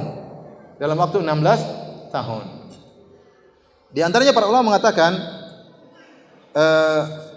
judul Sahih Bukhari, Al-Jami'us Sahih Al-Musnad min hadithi Rasulullah sallallahu alaihi wasallam wa sunnatihi wa ayyamihi. Jadi nama lengkap Sahih Bukhari, kalau nama ringkasnya siapa? Sahih Al-Bukhari atau Al-Jami'us Sahih. Tapi kalau nama lengkapnya kata Ibnu Hajar, Al-Jami'us Sahih Al-Musnad min hadithi Rasulullah sallallahu alaihi wasallam wa sunanihi wa ayyamihi. Diulang. Al-Jami'us Sahih Al-Musnad apa? Min hadithi Rasulullah sallallahu alaihi wasallam wa sunanihi wa ayyamihi. Al-Aini dalam kitabnya Umdatul Qari mengatakan judul Sahih Bukhari Al-Musnadus Sahih Al-Mukhtasar. Ada tambahan Al-Mukhtasar, yaitu hadis-hadis sahih yang ringkas ya. Subhanallah, ringkasnya saja disyarah oleh Ibnu Hajar dalam kitab Fathul Bari selama 25 tahun. Kitab Fathul Bari itu ditulis Ibnu Hajar berapa tahun? 25 tahun. Nah, kita mau baca saja bertahun-tahun. Nulisnya luar biasa ya. Nanti akan kita jelaskan insyaallah setelah ini. Tapi hadirin yang dirahmati Subhanahu wa taala, oleh karenanya dari sini kita tahu bahwasanya Al-Imam Al-Bukhari memiliki kriteria khusus dalam penulisan sahihnya. Rawi-rawinya terpilih, tidak sembarang perawi yang beliau bisa masukkan dalam Sahih Al-Bukhari. Benar, ada rawi-rawi yang dikritiki oleh para ulama, terutama berkaitan dengan akidah. Karena ada sebagian rawi-rawi dalam Sahih Bukhari yang ternyata tertuduh memiliki pemahaman Syiah, ada yang tertuduh memiliki pemahaman Jahmiyah, ada perawi yang tertuduh memiliki pemahaman Khawarij. Ya. Tetapi Al-Imam Al-Bukhari tetap masukkan perawi-perawi tersebut dalam hadisnya. Ini semua dibahas panjang lebar oleh Al-Hafidz Ibnu Hajar dalam kitabnya Hudas Sari. Beliau jelaskan rawi-rawi yang dikritiki tersebut satu persatu, kemudian dibela. Kenapa Imam Al-Bukhari tetap memasukkan rawi ini dalam sahihnya, padahal rawi ini bermasalah dalam sisi akidahnya. Ya, dijelaskan oleh Al-Hafidz Ibnu Hajar rahimahullah satu persatu. Di antaranya yang kita dengar akhir-akhir ini, ada sebagian orang yang menyatakan bahwasanya Al-Imam Al-Bukhari ya memasukkan dalam sahihnya perawi-perawi yang berpemahaman Syiah. Sehingga mereka mengatakan tidak boleh kita mengatakan Syiah sesat. Kalau kita mengatakan Syiah sesat berarti Sahih Bukhari sesat juga. Kenapa? Karena dalam Sahih Bukhari ada perawi-perawi yang berpemahaman apa? Syiah. Ya. Jawabannya ini sudah dibahas oleh Al-Hafidz Adz-Dzahabi rahimahullah dan juga sudah dibahas oleh Ibnu Hajar rahimahullahu taala dalam kitab Hadis Hudas Sari ya. Ternyata kalau kita telaah perawi-perawi yang dituduh sebagai perawi-perawi Syiah dalam kitab Sahih Al-Bukhari, ternyata istilah Syiah tersebut tidak sama dengan orang-orang Syiah zaman sekarang. Ini dijelaskan oleh Al-Hafidz Adz-Dzahabi dan juga oleh Ibnu Hajar Al-Asqalani. Saya bacakan perkataan Ibnu Hajar Al-Asqalani dalam kitab Hudas Sari ya, di jilid kedua ya. Beliau berkata, jadi beliau jelaskan tentang masalah rawi-rawi yang bermasalah karena masalah akidah mereka. Seperti irja, beliau jelaskan juga. Ini ada rawi-rawi yang murji'ah tapi tetap dimasukkan oleh Imam Bukhari dalam sahihnya. Kemudian juga di antaranya wa tasyayyu. Apa kata Al-Hafidz Ibnu Hajar? Ini tasyayyu menurut mereka, istilah tasyayyu, istilah Syiah menurut para ulama di zaman mereka, para perawi kenapa dikatakan Syiah? Wa tasyayyu mahabbatu Ali. Namanya tasyayyu Syiah maksudnya kecintaan kepada Ali. Wa taqdimuhu ala sahabah. Mengatakan bahwasanya Ali lebih baik daripada sahabat yang lain, itulah Syiah zaman dulu. Waktu terjadi fitnah antara Muawiyah dengan Ali bin Abi Thalib, banyak pembela Ali. Timbullah orang-orang yang mendahulukan Ali daripada mengatakan Ali lebih baik daripada sahabat yang lain. Itulah yang dikatakan oleh para ulama orang-orang Syiah zaman dahulu. Itu pun bermasalah dulu. Itu pun bisa jadi periwayatannya ditolak. Kenapa Imam Bukhari menerima riwayatnya? Karena ada alasan. Sebenarnya ditolak.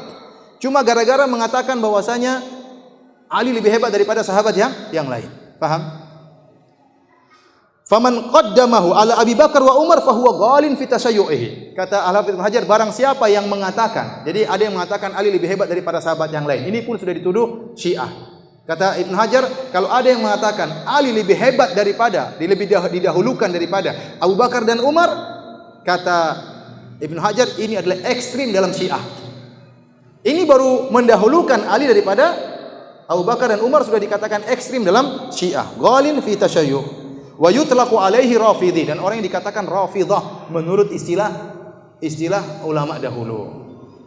Wa illa fa syi'i, maka cukup dikatakan Syiah. Kalau dia tidak mendahulukan Ali di atas Abu Bakar dan Umar, maka dikatakan Syiah. Tapi kalau dia bilang Ali lebih berhak daripada Abu Bakar dan Umar, maka dikatakan rafidhi.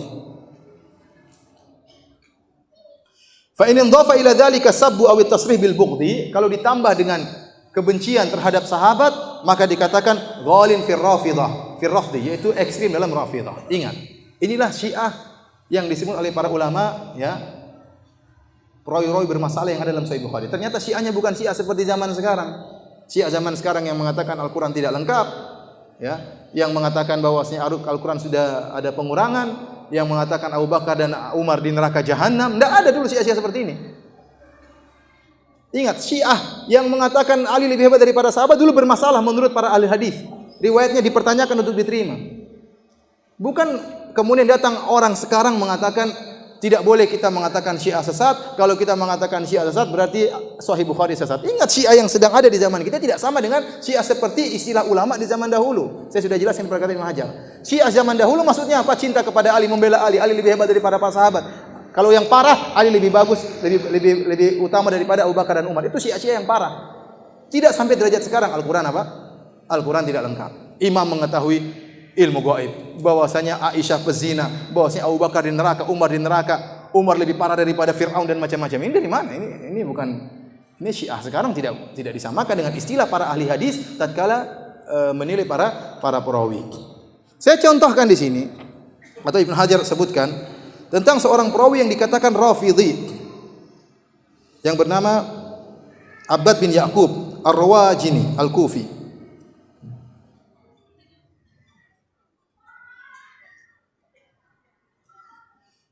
Dia dikatakan Rafidhah. Kenapa? Ini perawi yang paling parah dalam Sahih Bukhari. Kesalahannya apa? Kana yashtumu Utsman radhiyallahu anhu. Dia mencela Utsman. Gara-gara mencela Utsman dikatakan apa? Rafidhi. Ini perawi yang paling parah di mana? Sahih Al-Bukhari. Bukan mengkafirkan Utsman. Bukan mengatakan Abu Bakar di neraka jahanam, kemudian Abu Bakar, Umar di neraka jahanam, Umar praktisi homoseksual dan macam-macamnya. Enggak. Itu Syiah zaman sekarang. Maka jangan terpedaya dengan perkataan sebagian orang yang mengatakan demikian. Justru kita katakan para ulama mengkritiki Imam Bukhari, ulama hadis seluruhnya mengkritiki Imam Bukhari tatkala Imam Bukhari menyebutkan sebagian perawi Syiah dalam sahihnya. Namun ternyata Ibnu Hajar menjelaskan bahwasanya Imam Bukhari, Al-Imam Al-Bukhari tatkala menyebutkan perawi Syiah dalam sahihnya ada alasannya, dan itu yang dijelaskan oleh asalnya tidak diterima. Namun kenapa diterima? Ada alasannya. Dan ini menjelaskan para ulama sepakat untuk mencela perawi-perawi Syiah, bukan malah menyatakan perawi Syiah harus diterima. Ini pemahaman yang kebalik. Paham maksud saya? Baik, terakhir kita bahas tentang Al-Hafidz Ibnu Hajar rahimahullahu taala.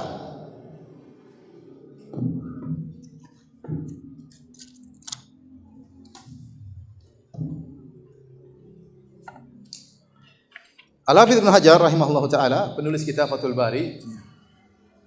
Namanya adalah Ahmad bin Ali bin Muhammad bin Ali bin Ahmad Shihabuddin Abul Fadl Al-Kinani Al-Asqalani thumma Al-Misri Syafi'i, dari ulama besar mazhab Syafi'i.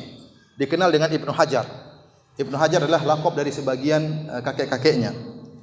Dilahirkan pada tanggal 12 Sya'ban tahun 773 Hijriah, 773 di kota Mesir.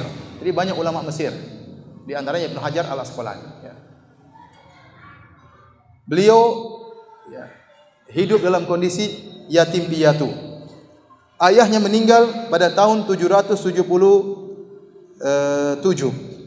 Berarti usia beliau masih berapa tahun?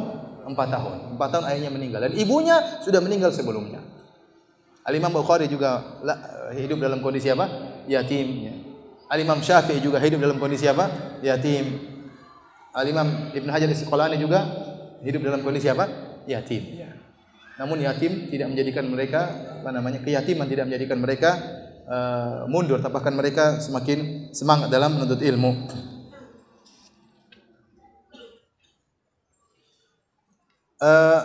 Beliau bercerita tentang diri beliau. Ya. Beliau mengatakan, Ibnu Hajar, ya, saya terjemahkan secara bebas, bahwasanya beliau tidaklah masuk dalam sekolah al-kutab, yaitu sekolah semacam pondok untuk anak-anak, kecuali tatkala umur beliau 5 tahun. 5 tahun sudah masuk apa? Pondok. Kemudian hafal Quran tatkala berumur 9 tahun. Kemudian mimpin salat tarawih tatkala umur 12 tahun. Mimpin salat tarawih tatkala umur 12 tahun, ya. Kemudian menghafal matan-matan, ya, yang ditulis oleh para ulama. Kemudian di antara guru-guru beliau seperti Al-Iraqi, Zainuddin Al-Iraqi. Beliau belajar di bawah bimbingan Zainuddin Al-Iraqi sekitar 10 tahun.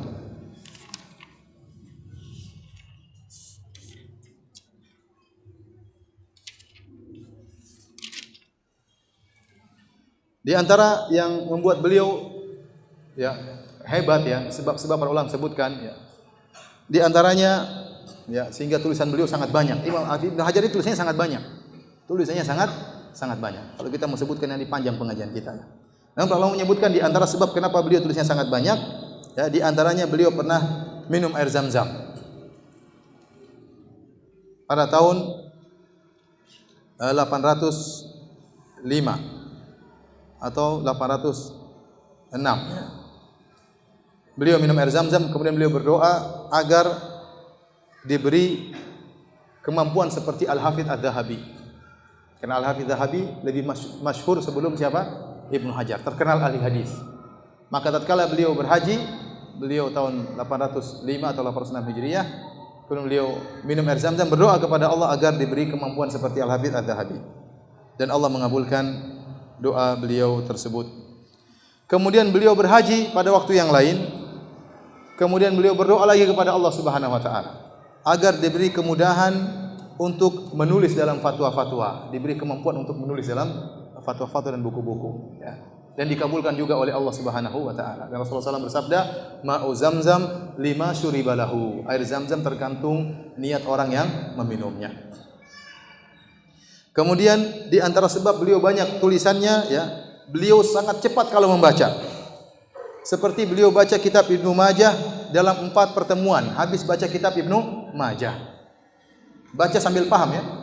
Bukan baca judul isi saja, daftar isi. Judul penulisnya daftar isi selesai. Enggak, beliau baca dalam 4 pertemuan. Sahih Muslim beliau baca juga dalam 4 pertemuan, habis. Sahih Bukhari beliau baca dalam 10 pertemuan. Jadi para ulama dahulu baca kitab habis, baca kitab habis, baca kitab hadis. Luar biasa ya. Kemudian juga beliau kalau nulis sangat cepat. Seperti contoh beliau pernah menulis kitab Taqyid li Ibnu Nuqtah. Jadi dahulu mereka suka menyalin kitab. Jadi dahulu tidak ada fotokopi. Jadi kalau ada buku disalin lagi. Salin lagi. Beliau pernah nulis buku Ibnu Nuqtah, buku lumayan tebal dalam waktu 5 hari. Ya, cepat sekali tulisan beliau. Tulisannya cepat, bacanya cepat, hafalannya kuat ya. Kemudian di antara sebab beliau banyak tulisannya, beliau tidak pernah pergi kepada ru'asa. Beliau menjauh dari orang-orang pemimpin karena beliau tahu menyibukkan. Kalau sudah bertemu dengan orang besar, akhirnya menyibukkan. Waktu beliau terbuang sehingga beliau tidak mau bertemu dengan orang tersebut. Sehingga beliau punya waktu yang banyak untuk menulis.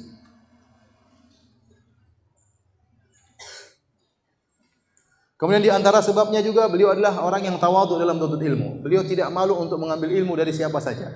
Bahkan beliau mengambil ilmu dari murid-murid beliau seperti Al-Burhan Al-Biqai. Ya ikhwan, ini saya ingatkan dalam masalah ilmu tidak boleh ada kesombongan ya. Seorang menuntut ilmu dari siapa saja. Ada murid kita yang punya kelebihan dalam satu ilmu, kita menuntut ilmu. Tidak perlu kita ragu untuk duduk di majelisnya meskipun murid kita. Meskipun murid kita, meskipun orang tersebut adik kelas kita, meskipun orang tersebut ilmunya mungkin di bawah kita, tapi dia punya sesuatu yang tidak kita miliki, tidak usah malu-malu untuk menimba ilmu darinya ya. Jangan sampai kamu tuh kan baru ngaji, saya sudah lama ngaji ya. Terus kalau baru ngaji, kenapa? Ya ilmu masih dicetak, masih di bawah ya. Jangan sampai demikian. Ya bisa jadi ada orang mungkin baru ngaji tapi dia punya kelebihan dalam satu sisi. Mungkin secara umum kita lebih, tapi ada satu sisi dia punya kelebihan, tidak mengapa kita menimba ilmu darinya. Sebagaimana dilakukan oleh Al-Imam Al-Bukhari, menimba ilmu dari muridnya. Kemudian Ibnu Hajar juga menimba ilmu dari muridnya. Disebutkan Imam Ibnu Hajar gurunya berjumlah 730 guru. 730 guru.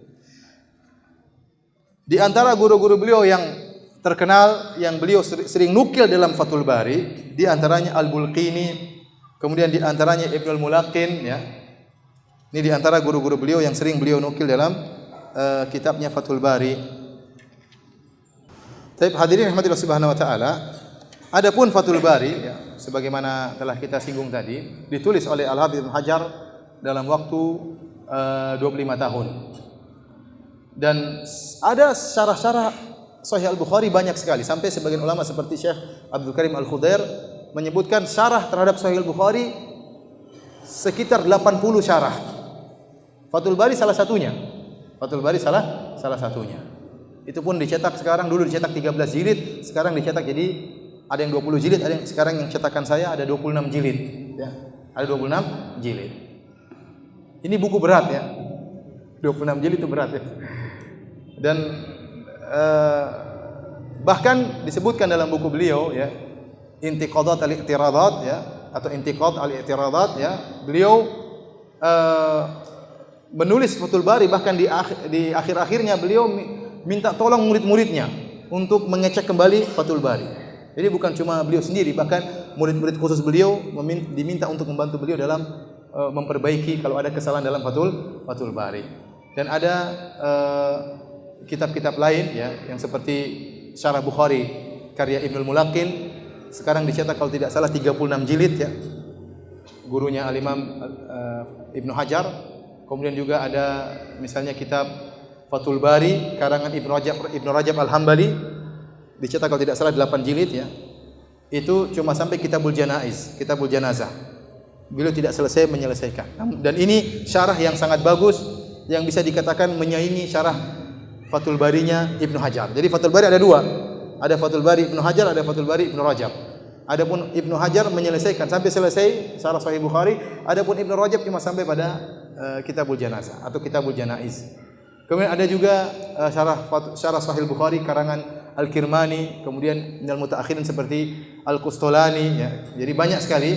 Ada syarah Al-Muhallab ya, ada syarah Ibnu Tin, ada syarah ulama-ulama yang lain ya. Sampai sekitar 80 syarah dari Sahih Al-Bukhari. Dan kita memilih Fathul Bari karena Fathul Bari sangat spesial dibandingkan dengan yang lainnya. Kita dapati sebagian syarah Bukhari saya sempat membaca sebagian syarah Sahih Bukhari selain Fathul Bari. Kita dapati di awal luar biasa pensyarahnya benar-benar syarahnya sangat panjang. Rawi satu persatu disyarah. Rawi ini si fulan. Faedah secara bahasa, faedah secara sanad banyak sekali. Nanti ujung-ujung mulai apa? Mulai kendor. Syarahnya tidak seperti awal. Beda dengan Fathul Barinya Ibnu Hajar. Ibnu Hajar tatkala menulis Fathul Bari, dari awal sampai akhir dia konsisten. Sistem penyarahannya konsisten. Tidak terlalu panjang sehingga membosankan dan tidak terlalu ringkas sehingga menghilangkan makna-makna yang penting. Tapi syarahnya sedang. Hafiz Ibnu Hajar sendiri menyebutkan, di awal saya mensyarah Bukhari, saya syarah dengan panjang. Tapi saya khawatir saya keburu meninggal sebelum menyelesaikan apa? Sahih Bukhari. Maka dia pun merubah cara mensyarahnya dengan syarah yang sedang, tidak terlalu panjang dan tidak terlalu ringkas. Itu pun jadi berapa? 26 jilid. Dan kita berusaha untuk baca Fathul Bari. Tentunya tatkala saya akan mensyarah atau menyampaikan Sahih Bukhari ya, saya akan baca Fathul Bari, tentu saya akan baca semampu saya, seluruhnya saya baca, tidak tatkala menyarah suatu hadis. Tapi tidak mungkin semuanya saya sampaikan sama antum. Tidak mungkin semuanya sampaikan sama antum ya. Karena makanya saya kritik kemarin ada iklan pengajian penjelasan kitab Fathul Bari. Saya bilang enggak bisa, ini untuk ustaz, untuk kalau begitu ya, syekh yang ngajar kepada para ustaz. Makanya saya suruh ganti judulnya kajian syarah Sahih Al-Bukhari. Karena kalau kita membaca Fathul Bari dijelas satu persatu, kapan mau selesai? Dan banyak antum tentunya tidak akan paham karena berat buku ini ya. Oleh karenanya ini mukadimah yang saya sampaikan ya. Selanjutnya kita masuk pada hadis yang pertama. Mau tanya jawab atau masuk? Mau tanya jawab atau masuk? Ikhwan, sudah capek ya? Atau kita tunda pertemuan berikutnya? Tunda saja ya. Ustaz, kenapa Musnad Imam Ahmad tidak masuk dalam kitab yang 6? Mohon penjelasannya. Musnad Imam Ahmad ada sanad-sanad yang sangat tinggi, yang sangat sahih dari hadisnya, tapi juga tercampur dengan hadis yang lemah. Kenapa tidak dimasukkan dalam Kutubus Sittah? Karena Musnad Imam Ahmad disusun dengan model musnad al-masanid seperti Musnad Imam Ahmad, Musnad Abu Ya'la, Musnad yang lainnya ya. Disusun berdasarkan nama sahabat. Jadi misalnya Musnad Abu Bakar, seluruh hadis-hadis yang betul Abu Bakar disebutkan oleh Rasul. Kemudian misalnya Musnad Utsman bin Affan, hadis-hadis yang Utsman bin Affan disebutkan seluruh.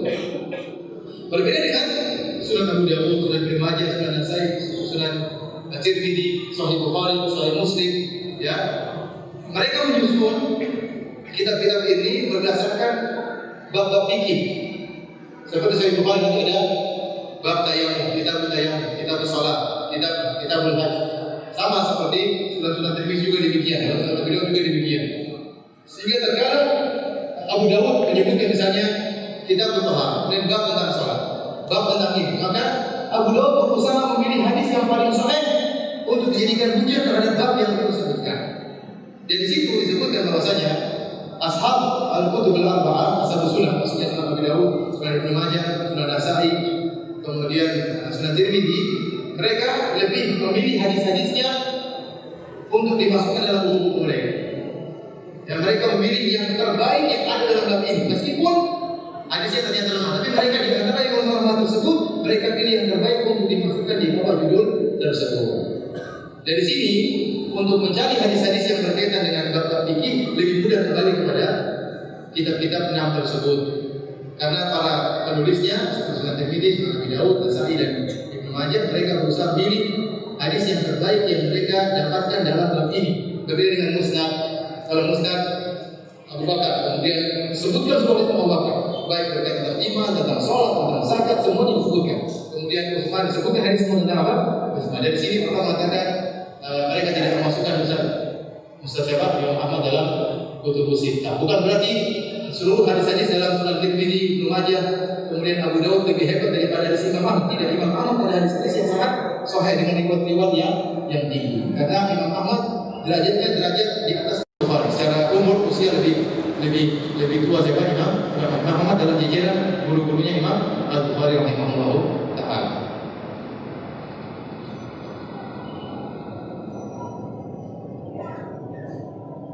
Ustaz, kiat-kiat agar bisa atau mudah menghafal dalam segala bentuk ilmu Ustaz, seperti mudahnya Imam Bukhari menghafal hadis. Saya juga tidak tahu. Jadi ini luar biasa ya. 16 hari tidak nyatat 15.000 hadis, kemudian dihafal dari antara hadis. Siapa yang bisa seperti itu? 16 aku sudah benar, tidak nyatat benar sudah benar.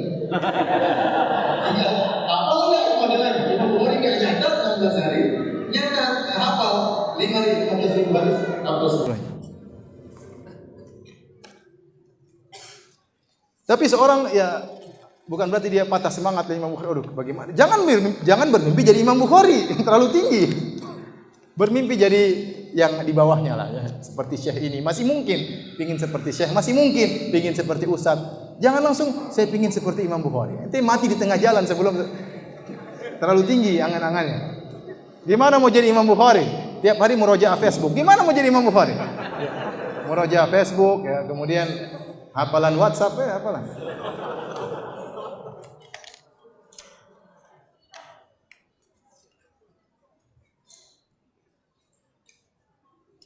Ibnu Hazm rahimahullah mendhaifkan hadis tentang haramnya musik yang diriwayatkan Imam Bukhari.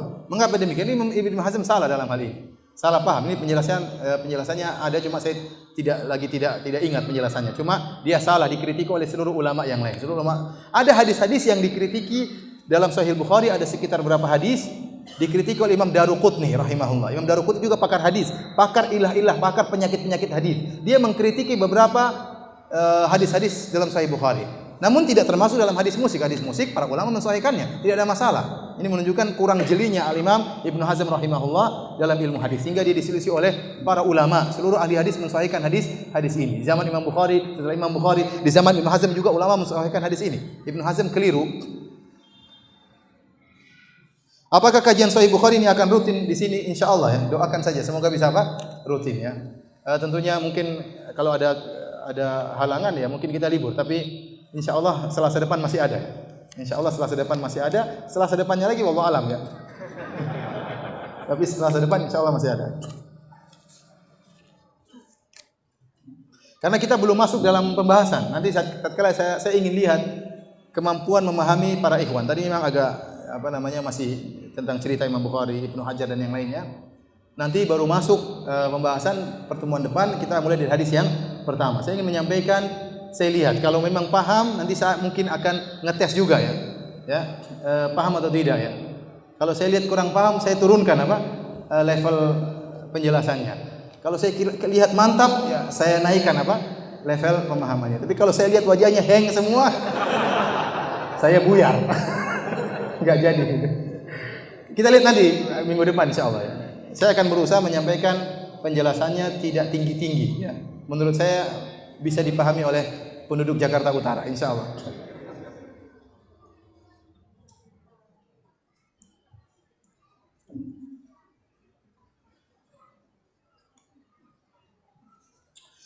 Ustadz, apakah setelah gurunya Muhammad bin Yahya Az-Zuhli memfitnah Imam Bukhari, kemudian gurunya minta maaf kepada beliau atau tidak Ustadz? Masalah fitnah ya, masalah fitnah. Ya, kita tidak tahu, yang jelas terjadi fitnah antara gurunya dengan Al-Imam Al-Bukhari. Dan Imam Al-Bukhari di antara insafnya, di antara adilnya, meskipun dia ditahdir oleh gurunya Muhammad bin Yahya Az-Zuhli, tetap saja dalam bukunya dia meriwayatkan dari gurunya. Masalah pribadi, masalah lain, masalah agama, masalah lain. Tetap dia mengakui gurunya punya ilmu. Makanya tetap dia riwayatkan riwayat gurunya dalam Sahih Al-Bukhari. Menunjukkan dia adil. Ya. Meskipun dihasati oleh gurunya, dia tidak balas dendam. Tidak dia hapus periwayatan gurunya. Karena dia tahu ini ilmu. Tetap saja itu gurunya. Meskipun gurunya mengkritiki atau mentahdir dia. Ya. Oleh karenanya hati-hati kita lah. Sebabnya gara-gara apa? Sebabnya gara-gara ada yang tanya kepada Al-Imam Al-Bukhari. Oleh karenanya hati-hati ikhwan. Sebagian orang bertanya, pertanyaan tersebut menimbulkan keberkahan. Seperti banyak sekali pertanyaan yang dituliskan kepada Ibnu Taimiyah. Ibnu Taimiyah menjawab dengan buku, fatwa-fatwa. Jadilah fatwa-fatwa tersebut sampai sekarang abadi, alhamdulillah. Yang bertanya insya Allah dapat pahala. Betul, banyak orang bertanya, jawabannya pertanyaan yang baik dijawab oleh ustadz, kemudian diabadikan dalam YouTube atau dalam YouFeed, sehingga banyak orang mengambil manfaat. Ada orang bertanya cari masalah. Ya. Ustadz, bagaimana ini? Bagaimana dalam rangka untuk menjatuhkan ustadz yang lain? Padahal ini masa fitnah, dan ustadz tersebut terpancing akhirnya menjatuhkan ustadz yang lain tanpa cross check, padahal sama-sama ahlus sunnah. Yang senang ya orang-orang lain di luar sunnah. Ya, setan ingin mengadu domba di antara kita, maka seorang bertakwa kepada Allah tatkala bertanya. Yang saya bertanya dalam rangka untuk apa? Mencari masalah, membuat keributan. Ya, jangan.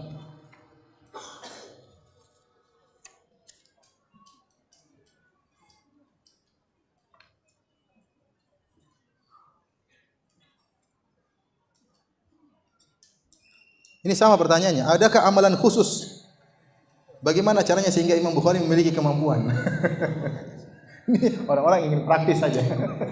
Ingin praktis, hafalannya kuat gimana? Ya udah, ambil itu buku dibakar, kemudian taruh debunya diminum. Ingat jangan kentut ya. Kalau kentut hilang semua. Mau praktis gimana mau hafal? Ya hafal diulang-ulang. Enggak ada hafal. Mau hafal Quran cepat enggak ada. Orang hafal Quran bisa cepat tapi cepat hilang juga. Al-Quran itu cepat sekali hilang. Kalau mau hafalannya kuat diulang-ulang. Ada orang ingin praktis, sekali baca hafal enggak hilang-hilang. Ya enggak ada. Kecuali kayak Imam Al-Bukhari, memang Allah berikan kelebihan luar biasa. Bagaimana waraknya, bagaimana takwanya ya. Al-Imam Al-Bukhari rahimahullah, bagaimana takwanya kepada Allah, berikan kelebihan.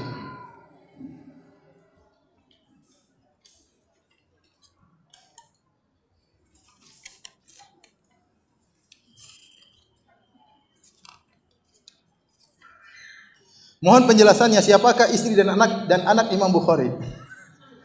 Wallahu alam, saya tidak tahu ya. Saya tidak sempat baca, tidak dalam Fathul Bari tidak disebutkan. Siapa istrinya, siapa anaknya ya. Saya tidak disebutkan.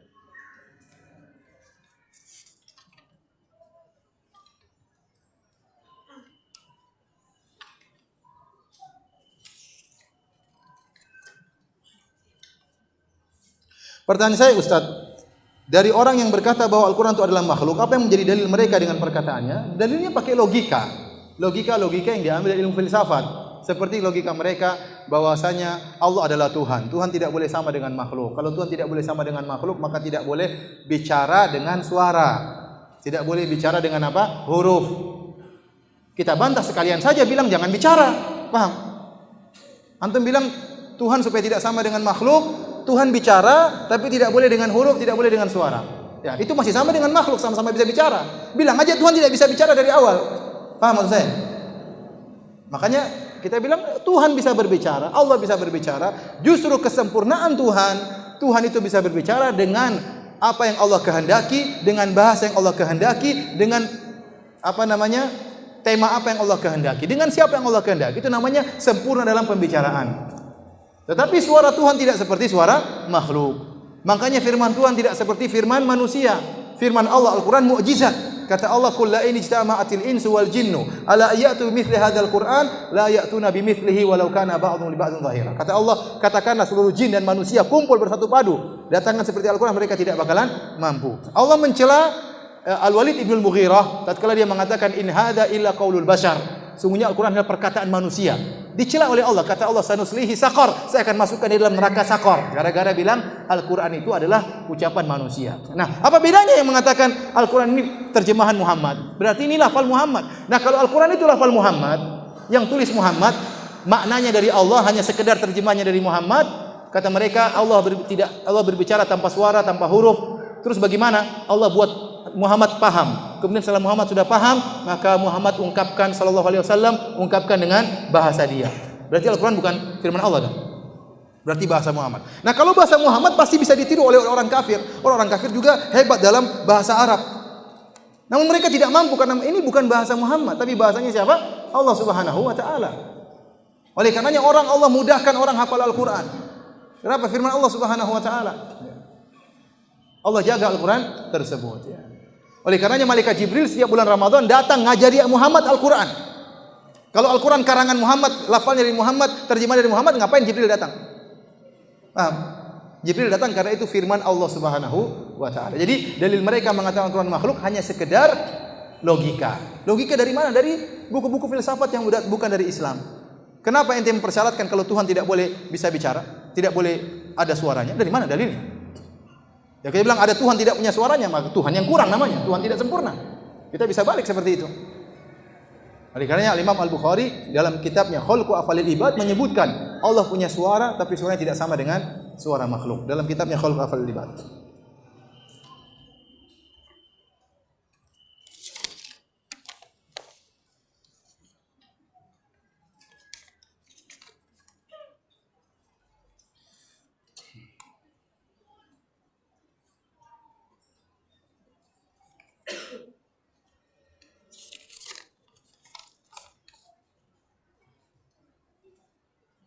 Ustaz, mohon sebutkan kembali nama lengkap Imam Bukhari. Siapa? Abu Abdullah Muhammad bin Ismail bin Ibrahim bin Al-Mughirah bin Al-Barzizbah Al-Ju'fi. Saya ulangi siapa? Paling tidak antum hafal nama Imam Bukhari lah. Yang lain tidak hafal, enggak apa-apa. Ulangi, hafal bareng-bareng. Siapa? Abu Abdullah. Kunyanya siapa? Abu Abdullah. Namanya Muhammad, seperti Nabi kita Muhammad SAW. Bapaknya Ismail bin Ibrahim. Gampang kan? Muhammad bin Ismail. Ismail anaknya Nabi siapa? Ibrahim. Ibnul Mughirah, yang agak susah Al-Mughirah, Ibnul Bardisbah, Al-Bardisbah, Al-Ju'fi. Al-Ju'fi. Sudah apa? Belum, ulangi lagi. Abu Abdullah siapa? Muhammad bin Ismail bin Ibrahim, Ibnul Mughirah, Ibnul Bardisbah, Al-Ju'fi. Susahnya Al-Mughirah, Al-Bardisbah. Al-Bardisbah nama Persia. Kakeknya Bukhari.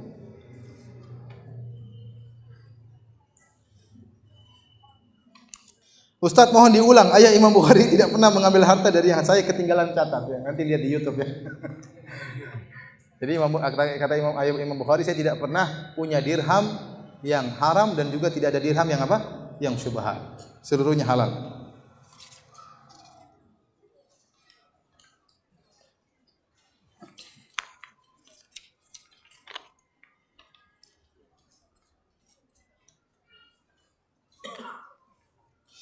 Tahdzir dan hajar itu apa Ustaz syaratnya? Tahdzir memperingatkan orang dari kesalahan orang lain. Apakah berlaku sampai sekarang? Masih berlaku sampai sekarang.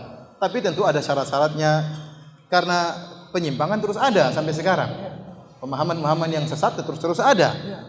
Tapi jangan melebar masalah tahdzir memperingatkan sampai sesama ahlu sunnah pun saling apa? Menjatuhkan. Sesama ustadz ahlu sunnah pun saling menjatuhkan. Ini berlebihan. Kadarnya berlebihan. Kita memperingatkan yang jelas-jelas salah, kita peringatkan. Adapun saudara-saudara kita yang bermanhaj Ahlussunnah, kalau salah bukan kita nasihati, datangi dia, nasihati, bukan kita jatuhkan begitu saja. Kalau begitu caranya tidak ada yang selamat. Saya pun tidak selamat, saya pun tidak ada yang selamat. Setiap kesalahan kemudian dibuang orang tersebut, tidak boleh mengambil ilmu darinya, maka tidak ada yang selamat. Siapa yang selamat? Tidak ada yang selamat.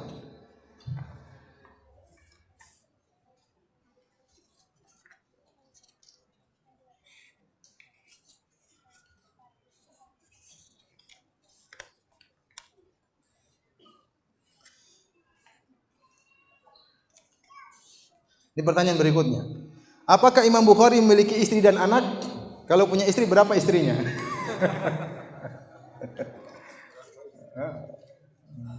Enggak usah Rasul, enggak usah siapa? Imam Bukhari yang lain, para sahabat juga ya, istrinya lebih dari satu.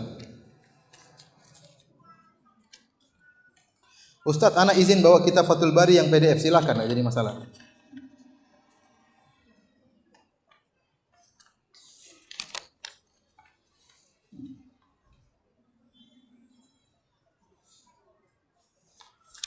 Demikian para hadirin hadirat yang dirahmati Allah Subhanahu wa taala. Mohon maaf ada beberapa pertanyaan yang tidak mampu saya jawab karena keterbatasan ilmu. Insyaallah kita bertemu kembali Selasa depan dengan izin Allah Subhanahu wa taala. Kita masuk dalam hadis yang pertama dalam kitab Badail Wahyi tentang hadis innamal a'malu binniyat. Wabillahi taufiq wal hidayah. Assalamualaikum warahmatullahi wabarakatuh. Subhanallah.